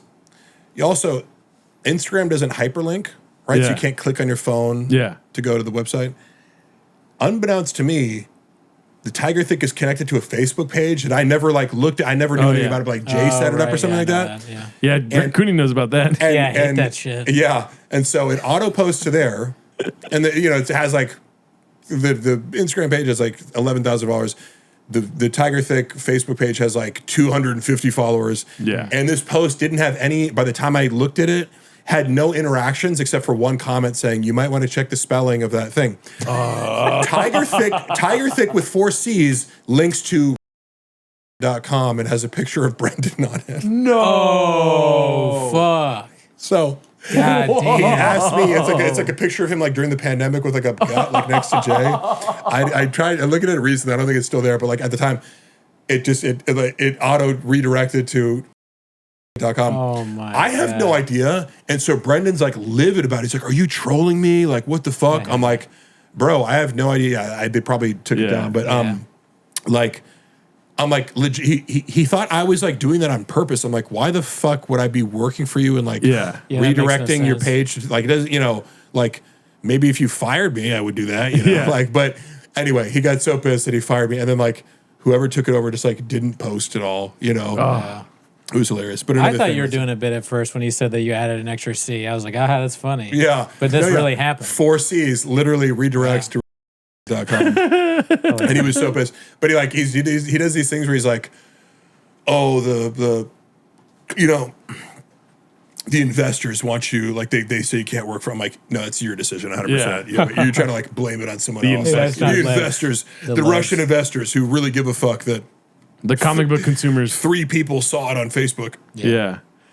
All right, let's see this here. This is called "When You Nearly Forget You Told the World You Are Boycotting the Olympics," posted by Busy Middle 8108.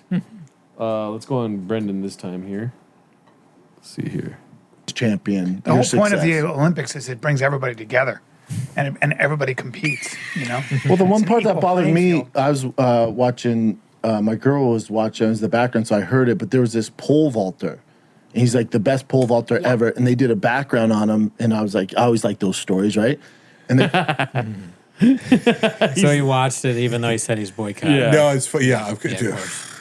Because he can never just admit too, like he has to be like, oh, he's always like lying in ways that like make things worse, you know, where it's like, dude, just admit it. Yeah, you thought you were gonna boycott and I fucking did it. That's such a better like podcast moment. You know what I mean? Yeah, it's honest. It's like entertaining. Wait, did you guys see this Shane Gillis moment where he's like, it was kind of dark, but it made me like, I'm like, dude, and I'll keep using Shane as an example of like the anti-Brendan because like he can be honest even when it's unflattering to yourself. And he was talking about like people who he knew who were addicted to heroin, and he was like, I hate to admit it, but like by the time like my third friend that died from heroin, you're almost like good because like when they're in the midst of addiction, they're like such a like they're not who they are. They're mean. They like disrespect you. They're fucking they just like fuck everything. So I was like, damn, he just actually said that. But it's like people can relate because you're like it's real as fuck. It's just like.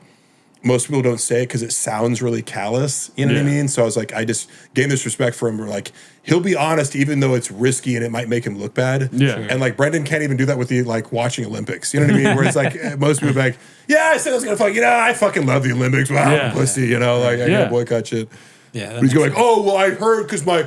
I accidentally caught it in the reflection because I was looking away. Yeah. But my refrigerator is metallic, and so like I saw the guy's dick hit the pole wall. I told my wife, like, dude, no, don't watch that. And then I was like, oh, but I saw it still because it was on. Yeah, don't tell me about it either. Yeah, I heard.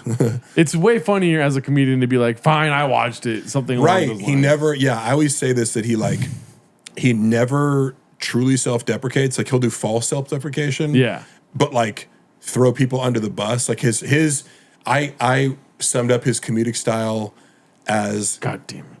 I'm a cool normal guy. Look how stupid, crazy, and incompetent everyone around me is. Yeah. That's the theme of all of his jokes. Well, speaking of which, he drinks like a zesty Neanderthal, according to Worldly Cake 3871. I mean, that's pretty funny. Yeah. His full lip commitment, and also like because it coincides with like eating with his tongue out, where he eats something and he was like this. Yeah, we've and then wasn't he going on a rant about somebody? I saw a clip where somebody's like, they put together like, oh, who drinks from a fucking straw? Yeah. What are you, gay? Like, Exactly. Yeah, he said he didn't drink from straws. Yeah, That's a big straw right there. but he dude. also like has 80 fucking million selfies of himself with big gulps in his car doing. Yeah, It's like his go-to selfie. He does have a lot of pictures of himself drinking, like big gulps. Imagine be like, I don't do this thing. That's gay. And then it's like every week you have a picture of yourself doing that Begin thing the on compilation. Instagram. Like, I will say I've been streaming at twitch.tv/Gerardo Comedy. Yes. Yeah. So I started eating on because I cook on stream sometimes. Yeah. And I cannot help but like watch myself eat because I'm so scared of. But I don't do it naturally. I don't stick my tongue out. Right. Do you ever think about this because you work? Yeah, I do.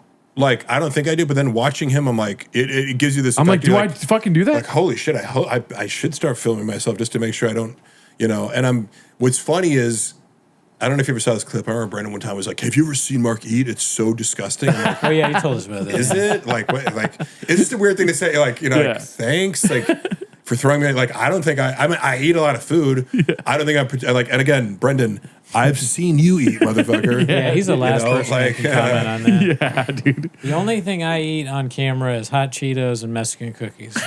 We did that on a live once. But also, I'm just like not self-conscious about it. You know, you're like, I don't give a fuck. Like, don't watch me eat then. Yeah. If you don't like it, don't watch me. Yeah. However, you happen to be someone who eats like a fucking retard. Yes. That's true, though. Pot calling the kettle redacted. I just don't know how to put your tongue out, like, to touch the food first.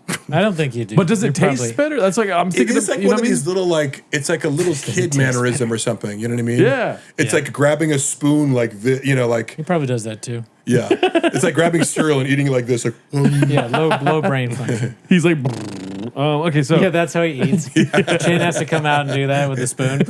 Like, it's an airplane. Yeah, especially now that he's on Ozempic, it's got to be like, Brendan, remember to eat. Here comes the airplane. I don't want to. I'm not full. I'm not hungry. That's how the rub and tug starts. She goes, I'm happy now. I'm happy. And by the way, that story about the rub and tug thing, like I put together at the time, I was like, he must be going to the rub and tug. And then later I found that compilation. You guys have seen it, I'm sure, where he's like, there's some compilation. Oh, on yes. where it's like, where they put digits in, or the digits. He's the worst self-snitcher of all time with everything, but particularly with that, it's like, bro, you're married with kids talking about fucking tug maps? Like, what the fuck? With a finger in your butt. Yeah. Also, it's also funny that he has this whole bit about that he used to like incorporate me into, where like about the dick pics. He's like, Mark sends terrible dick pics. Oh, yeah. You know? And luckily I have in writing, I'm like I like called him out and he's like, okay, you don't, I've never seen your dick pic. You know?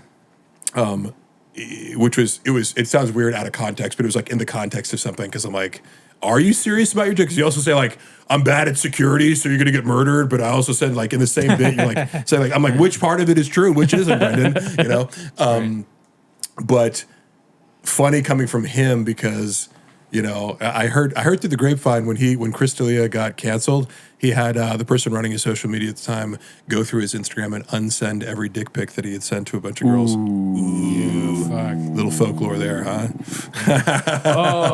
That is a 100% true story. Project much? Yeah, dude. All right, let's see this clip here. I don't know what this fight. That's a fighter, right? Yeah, that's Bilal Muhammad. Yeah. Oh, okay. It's called Great Question, but here's a different one posted by Haphazard, one of our guys. Let's see here. Because for me, I felt the pressure for you because you were Palestinian. The entire Arab world is watching you. The Muslim world's watching you. The Palestinians are watching you. Like I felt this weight. I was like, damn, how's Bilal going to deal with this? Because sometimes people impose a crown on you, right? They'll impose this responsibility. They'll put all this stuff on your shoulders. And you came in there light as a feather. Well, because I think Bilal, correct me if I'm wrong here, but the pressure's not on him. There's no the pressure's all on Leon. And I think Leon did, and I hate when champions do this. I think Leon did a bad job hyping this fight, going, his wrestling's not that good. I fought better wrestlers. Canelo striking's not that good. It's like, dude, you have to fight him. What you're doing, you're minimizing who you're going to fight, and there's a potential he could beat you. And you're saying how bad this guy is. He's not the greatest. He shouldn't be here. It's like, well, if he beats you, what's that say about you, dude? So I hate when guys do that. I don't like it. Yeah. Holy shit. Holy shit. When they do these clips, they just have the guy say, yeah. And I will say this. So Bilal came in to do a Food Truck Diaries, and like, it's weird because he I don't know. Do you guys follow the UFC a lot? Somewhat. Yeah. I like it, but because lately I haven't. Bilal, like for whatever reason, like people like shit on, and I'm like having met him, I was like, he was so cool and so humble and so nice, and like to me, like I thought he had a lot of charisma. And people were like, oh, he sucks, he's boring, and like I love the fight, like the fight against, like, yes, he like wrestles, but I'm like, I thought it was pretty fucking action packed. So like I've been a fan of Bilal for a while, even though like a lot of people hate him, but this. You know, so like I feel, because he's like being polite, you know what I mean? It's like he's a nice guy, and like he was like, I'm just gonna ignore the fact that Brett did just completely like, because that's it. Brian asked a really good question. Yeah, because I felt that too. I'm like, bro, you're going out there with the Palestinian flag, like with everything that's going on, you know, with Palestine, Palestine being invaded by the IDF, like this. That's a great question to be like, what did you feel? Did you feel like you had to win for this besieged territory? You know what I mean? And Brendan was just like, fuck that question.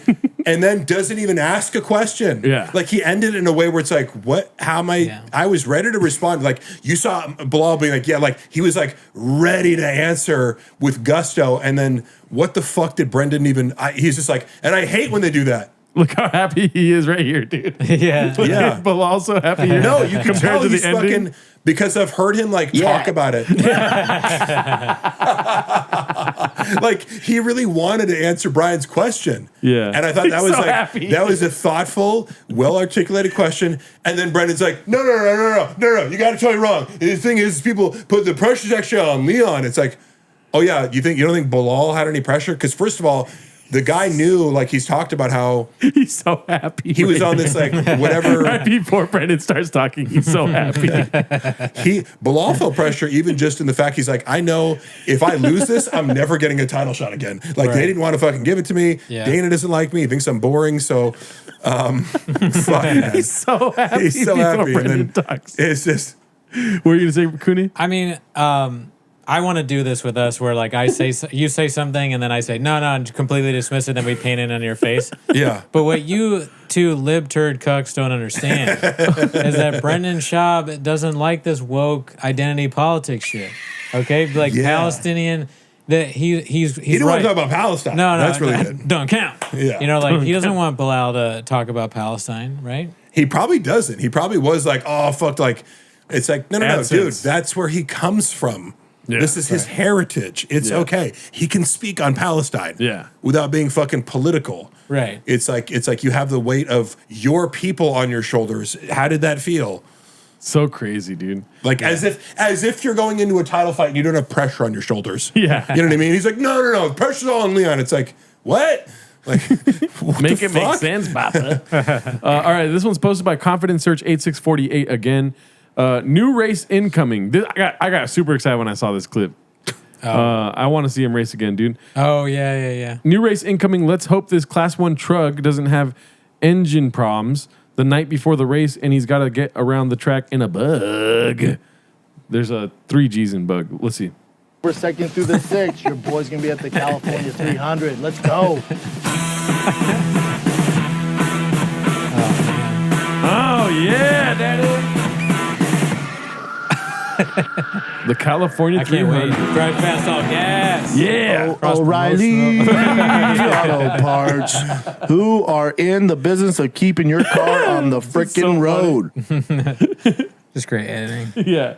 I also love how terrible he is at ad reads. Because almost, I don't know, like it's just, I always think about it, I'm like, if I was being paid that much money, wouldn't you fucking just commit to it? Yeah. You ever seen Chael Do more Sonnen? than one take. Yeah, no, exactly. You ever seen Chael Sonnen do ad reads? No. Okay, so again, I'm more in MMA than other sports, so I never met him. And great guy, never met him. I know, but like he's so good. He can take like a 10-second statement and make like an 8-minute video. We're just like, He's just got the gift of gab. Yeah. And when he does ad reads, like he did one for this company where you can like register your lethal hands. It's like lethal hand registry. Guys are always like, he's like, he has to register his hands as lethal weapons because he's got an 8th degree black belt. So he cuts his fucking promo. He's like, it's just so funny and good. And like, just his pitch alone makes you want to go spend $90 on a piece of paper that says your hands are lethal weapons, you know? Yeah. Have you ever looked at your dogs and thought, damn, these bad boys are lethal? Like, it's like he's giving a fucking acting performance. And I just say that in contrast to Brendan, who's just like, turn page now. Like, yeah. What's the worst one you've ever seen? Do you remember? Of his? Yeah, of Schaub. SHAB. Yeah, that's probably the worst one I've seen. But I don't know. You're if there's saying a the good- worst or the first? The worst. Well, either one is interesting, I guess. What was his first or ad raid?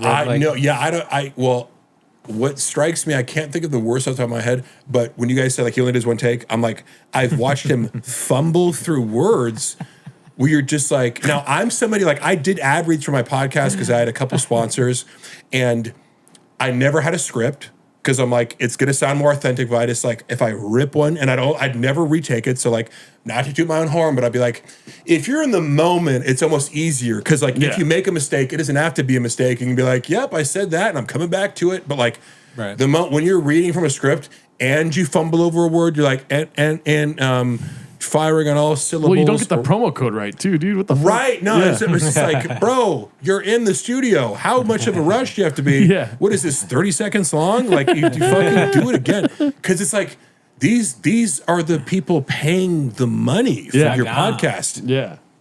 How do you think they feel about your shitty fucking mattress promo? Well, they probably feel like Mr. Doom with Superman, dude. I don't know if you ever caught that. This one's called Mr. Doom. It's posted by Haphazard. Let's see this real quick. I'm out here. Hey, before we get into Deadpool Wolverine, did you scream like the rest of the people when you saw Robert Downey Jr. as Mr. Doom? Oh, man, you ruined it. I was balls deep in comics as a kid. Mr. Doom. Deuces Macchiato. Deuces Macchiato. Wait, did he call him Mr. Doom? He called him I Mr. missed Doom. It. Fuck, that's hilarious, dude. I'll go back a little bit. Yeah, let's play it here. one more time. Oh, man, you ruined Oh, no, it. Mr. Doom. Scream like the rest of the people when you saw Robert Downey Jr. as Mr. Doom. Oh, man, you ruined Mr. Doom. Damn. That one's good. That's a good one. Deuces Macchiato. And you know what's funny? Like, I wouldn't say I was balls deep in comics, but like, I was definitely into Marvel. I read a lot of comics as a kid. I used to like draw and make my own comics and like, but this is somebody who dabbled in that. And there was a period of time, and like I remember I used to read a lot of like Dark Horse comics, you know, and like. There was a time in my life when I thought I was going to be a comic book illustrator. Okay. You know, in like elementary school. You know, I remember I made a comic called Fat Man and Blubber Boy. That I'll say it holds up to this day. Okay, cool. It would actually be funny. Like I thought about it the other day. I'm like, that would be a funny thing to do. Like in today's like fat shaming, fat positivity culture. You know, because like it's two fat superheroes. Be careful. You know the Elon Musk Twitter show did terribly. Oh, yeah. I did it. Yeah. You know what I'm talking about, right? The animated TV show they did on Twitter. No, I missed it. It's probably not worth bringing up if nobody knows about it. Anyway, sorry. But all I'm saying is, I feel like like for someone who's like, oh, I was ballsy, but like I never heard him talk about comic books. Yeah. Because like if you're ballsy in comic books, there's some carries, carryover. yeah. You know what I mean? Where like you'd at least be like, oh yeah, dude, I used to fucking like I have a story when I was a kid. I used to watch the X-Men the cartoon every weekend, and there was an earthquake in LA. And it was like the emergency broadcast interrupted the show, and I sat in front of the fucking TV for the next 10 hours going like, well, it's got to come back to X-Men, right? Like I was like, no, you can't just not show the show. This is fucking X-Men, dude. That's our small teeth. That was the shit. So like I have a little like it's like it's like I've known you for quite some time. You've never brought up a single character that you like. You don't talk about like, do you go see the movies? Like, did you watch the Dark Knight? You know, like just no conversations like that whatsoever. So he that's thinks what Mortal makes me Kombat is a comic book. Probably. He's not going to see Black Panther 7. Okay, so I think this is the last clip for the day. I wish we could do this for 8 hours. Dude, that'd be epic. Like a red bar. Oh, Jules, give me my Tiger Thick. Jules. This one's called posted by Successful Egg 83. Successful Egg 8345. Sorry, it's been a long recording session here. It's called "The Hate from Bappa Runs Deep" Part 2. Goat athletes suck as people. He's so amazing at tennis. She's the GOAT, and sometimes the GOAT, like Michael Jordan, a lot of people They who are suck. great. They suck. They fucking as far as like they fucking normal day-to-day stuff, they fucking suck, man. They're just very, very. You don't want to be their friends. No. And then they should put P.S. Once you try not being such a let me know how it goes for you. Yeah. You they have us real privileged limbs? piece of shit. I don't even Nothing's know. worse than her husband. Yeah, they are. I think they are. Oh, wow. Why? I don't know. Yeah, she doesn't have a reputation as being a bad person, does she? Not that I've heard of, but Schaub yells at people that get his coffee wrong. That's No, like a I feel like stereotype. like what I heard from that was like, when you're as fucking talented as I am, like, you just don't really need to be conscientious towards other people. And I do feel like when you look at Schaub through the lens of like, I had this thought the other day. I'm like, you've been basically like a reality TV star for like the last 15 years. Yep. You know what I mean? And it shows in how you treat, like he does like legitimately like turn his nose up at like normies, and he will sometimes put on a facade like I'm an everyman, but it's like he does kind of have this attitude that he's saying about Michael Jordan, but there's like he's saying that to justify his own behavior. It's like, yeah, I mean, so yeah, I can be a dick, but also like because I'm the greatest. I'm a pro athlete and I'm a pro comedian and a pro podcaster. Yeah. I'm not like you fucking comedy, dorks. actor, you fucking losers. Drug maker. Yeah, I was in a movie with Shia LaBeouf. Fishman. Hey. How many chicks you fuck? That's what I thought. I've been dying to say that the whole thing. I hadn't had a moment to come on. You texted me that once and it made me laugh so hard. When we first started texting, I was like, I can't remember. I was either asking you for something or you were telling me you were going to come on the show, or maybe it was the Twitter hack. But I sent you something and you sent a joke, and then I was like, what am I going to say back to this? And you wrote, hey, real quick, how many chicks you fuck? That shit was so funny. Cool story, bro. Yeah. That was so I funny. like you can set it up like it's a real question. It's like, hey, real quick, how many chicks you fuck? It was a perfect delivery of her text that time. Let's see. Why? Nothing's worse. Just such a Who's your pussy. husband? Alexa, you say that when I bring him up because I always make fun of him? I don't think so.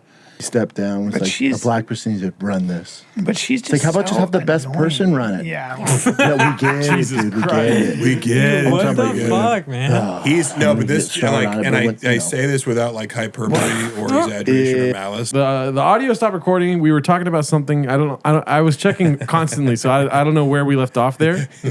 Well, okay, let me back up a couple steps. We were talking about like Brendan's condescension towards anybody like in a position of power or influence who's black. He's like, oh my God, we get it. Affirmative action. Yeah, great. It's like, but I mean, like, are you saying like no black person is qualified to be good at their job? Yeah.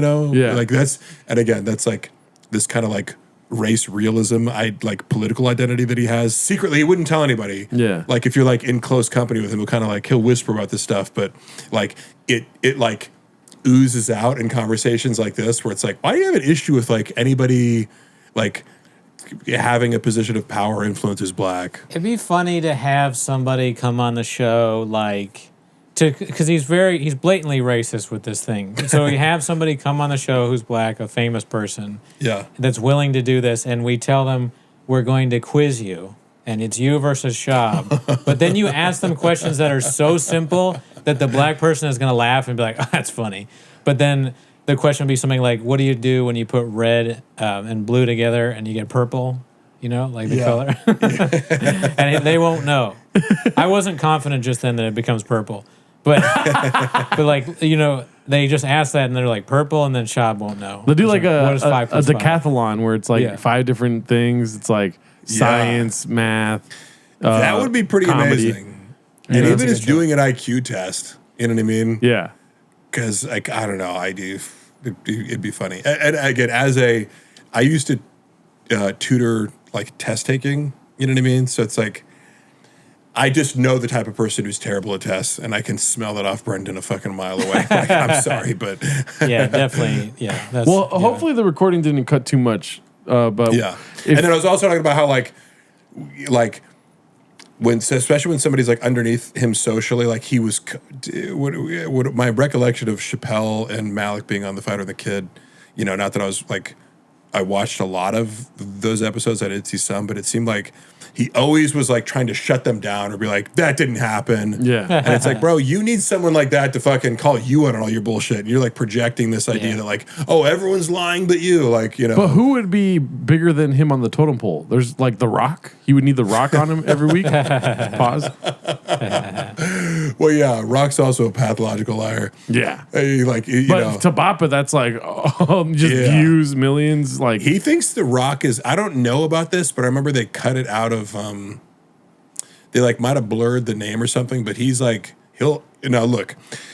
Brendan calling other men gay is his favorite pastime. He does it about Bradley Martin. He's like, that guy's gay. I'm like, yeah, because he's fucking the girl that you want to fuck. Like what? Like literally, like I don't know Bradley that well, but like I have observed him in a lot of situations. I'm like, nothing about this guy screams closet homosexual to me. Right, no. And he has also said that about Chappelle. He's also like it's almost like any guy who he's jealous of or who like one-ups him, because he knows Brad's like stronger and more athletic in some ways. Like, not like with fighting, it's different, but I'm like Brad has a huge, like Brad can dunk a basketball. You know what I mean? Yeah. At like 260 pounds.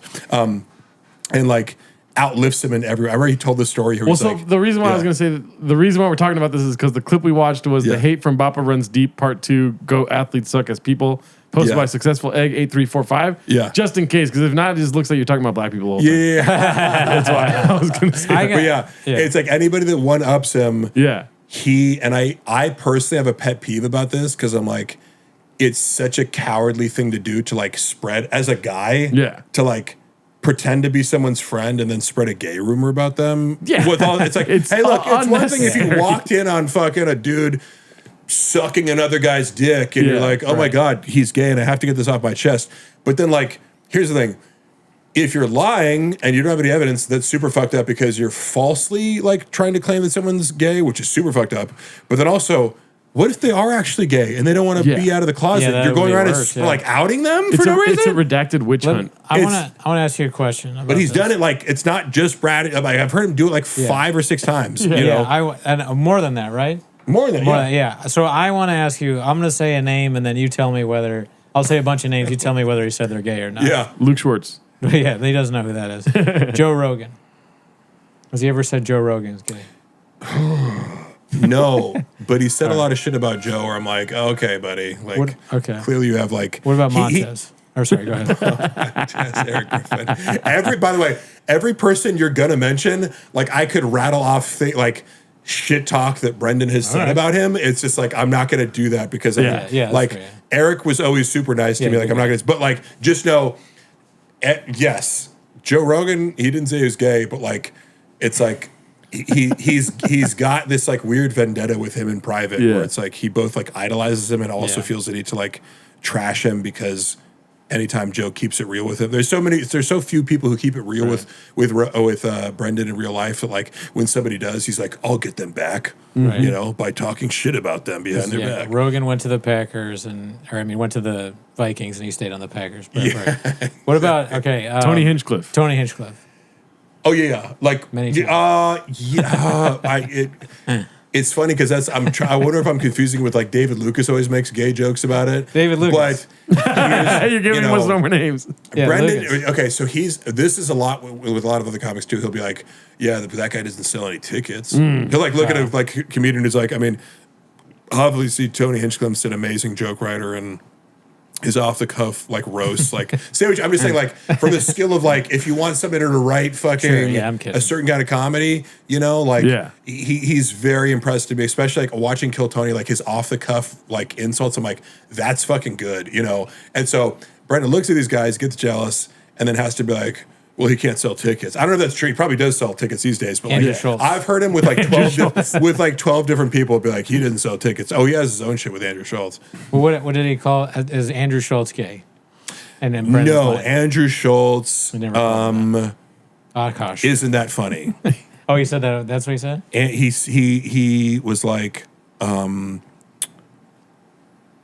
he was like going around saying, Andrew Schultz didn't. Scoop at the bag. You know how he said like he bought they were trying to edit it, but like he bought it back from Amazon or something like that. Brendan was going around saying, oh, actually the real thing is like Amazon didn't think it was good enough, so they like gave it back to him. And I remember being like, like maybe they were like, but his narrative was like something. I'm trying to be as accurate as possible. He said something like. Yeah, he submitted the special, and they were like, what the fuck is this? Like, implying that it wasn't up to snuff, but it's like, look, I don't give a fuck what you think about Andrew Schultz as a comedian. Like, it's not as if that special didn't play to, if you're an Andrew Schultz fan, you know what I mean? Like, it fucking blew up his entire career. So, like, I don't think, like, a major company, like, all the bullshit they put on Amazon and Netflix, like so many bad specials. I'm like, you think comedy dynamics. Whatever you think of it, you know what I mean? Like there's legitimate critiques, you know. 300-pound gorilla. Okay. Right. Calm down, sir. But yeah, there was something like, but in other words, it was after this whole, like, remember you had that beef and I tried to explain it. Somebody corrected me though, who knows more about it than I did. Remember I told the story about how like Schultz was like, yo, we got a fucking problem. You know, you can't do this intro. Bruce Buffer thing. Yeah. The one thing that I got wrong about that was it was less Andrew saying you're stealing my idea. And it was more Andrew saying, like, you ripped off, like you're coming across as mocking me. Oh. You know what I mean? Because the content of the video was Bruce Buffer is in the Bronco with Brendan, and he's going, and now it's time. And Brendan's like, bro, like, relax, it's just a comedy special. You don't need to like hype me up. Which Andrew took as, oh, are you making fun of the fact that like I have him come out because you're like, oh, it's just a comedy special. Doesn't need Bruce Buffer announcing. So like that was it. It wasn't like, but Brendan framed it to me like he thinks I stole his idea. He's like, no. He thinks you're making fun of the fact that you bring Bruce Buffer around. Like it's directly mocking it, which made me, I'm like, oh, that makes more sense why you'd be like, because the energy that Andrew called him up with, which is like, dude, like we got a fucking problem, you know. It was more like, are you trying to like diss me, you know? Which again makes more sense, but another thing that like, that would be the worst diss songs of all time. Them two, you know what I mean? Just so bad. We wish we were like maybe them. It makes me have like more that. empathy for, you know, Andrew Schultz, I guess, because it was like, I could actually see how you'd interpret it that way. You know what I mean? If someone's like, you know, I'm doing this thing, and then somebody else makes a promo, we're like, you do that? That's stupid. Yeah, like Biden ain't got no merch, you know? Right? Well, dude, this is great having you here, man. We did 2.5, I want to say 2 hours and a half, but you better fucking watch the whole thing. Some of it might not have been downloaded or whatever. What is it called? Yeah. Recorded. We were just talking about, to recap, how That was Brendan can't stand anybody being, you know, black people, and especially black people that work for him. It's like, no way you could be faster than me. No way you could be funnier than me. No way you could be smarter than me. It's like, well, I hate to break it to you, but that's every black person you've ever met. Anything I can do, anything you can do, I can do better. Anything I can do, black people do worse.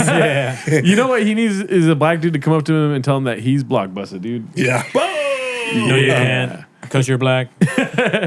But yeah, dude, if you guys haven't already, check out the Patreon. We did Joe Rogan Live, and what is it called? Crystalia No Pain. Yes. Yeah. A lot of pain. And Wednesday will be live streaming every Wednesday. Yes, we're going to be streaming tonight. And the episodes will come out Tuesdays, but we just did a special episode today on Wednesday because we got BGL in the motherfucking studio, dog. Boom! And when you guys watch these, like, do you like stop it like joke by joke and critique it, or just kind of like what's the gist of these Patreon videos?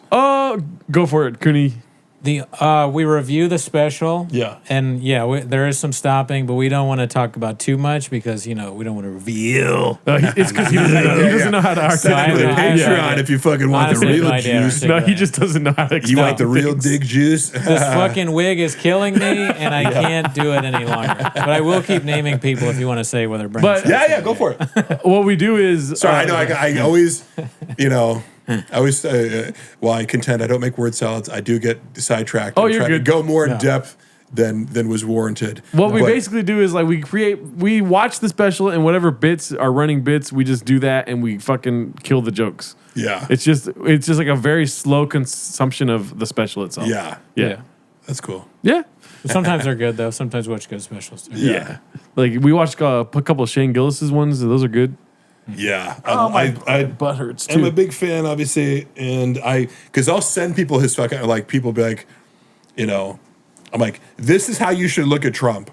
Like, don't get fucking your panties in a bunch because this person exists. Be grateful that he exists so we can get Shane Gillis making fun of him. Abu Bakr al-Baghdadi died like a dog. Okay, so he cried quite a bit. I wouldn't have cried. Cry baby Baghdadi. Does Brendan Schaub think Shane Gillis is gay? I used to think about it. No, but I'm sure he has issues with him. I just I swear to God, it's just like, it's not a matter of like, does he say this or like every single person who he's ever interacted with, he's talked shit behind their back. He's got a problem. Like I've never witnessed it. Like I've never witnessed someone like this where it's like, do you have anybody that you can just, you know, like, cause like there's a lot of people like when you're around healthy people, they're just like, you know, you bring up Shane Gillis, you're like, isn't he fucking awesome? Like, it's just, and he's not there, you're not on camera, you're not, it's just like, and that's just the end of the conversation. It's like, damn, that guy's fucking funny and awesome. Yep. Moving on. Yeah. Brendan, like, has to say, like, but just like, you know, the most basic psychological analysis of like insecure egomaniac. Yeah. has to put you down to put myself up. Yeah. Because I can't just admit that, you know, somebody's good. And if you really thought somebody sucked, like, do you need to rub it in? Do you need to talk about it? You know what I mean? Like, that's always my thing. It's like, if you really, like when guys make fun of like hot girls online, they're like, you're not even that hot. It's like, if you're saying this girl, like, you go around telling ugly people they're ugly, like what? Like, you know, like you're just, I hope not. right. It's like, then you're just a sociopath. Like, what? Like, you know, so it always betrays something where it's like this person you feel like has something up on you. So you find some angle of attack. Like, well, you know, he can't sell tickets. Or, you know, like he bombed at this show, or, you know, his things aren't going well. It's like, you know, he gets digits in his butt, dude. Yeah. You know? Right. Yeah. Jeff Dye. Oh, you know what's funny is what, like, he Jamal Hill came on the fucking Food Truck Diaries before, and like he was high as fuck, you know, and like not that talkative, but it's like hearing him talk about like, oh, dude, that guy will never be fucking champion. Like, Oh my like, God. you know, it's like, well, you know, That's fucked up. you know, like it would, a lot of these guys like end up being like huge, like Sean Strickland, but he thinks he's like, he thinks he's doing Sean Strickland a favor. It's like, yeah, he's bigger and more famous than you'll ever fucking dream of being. True.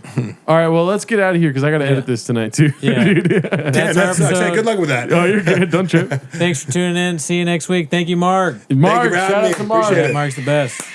All right, later.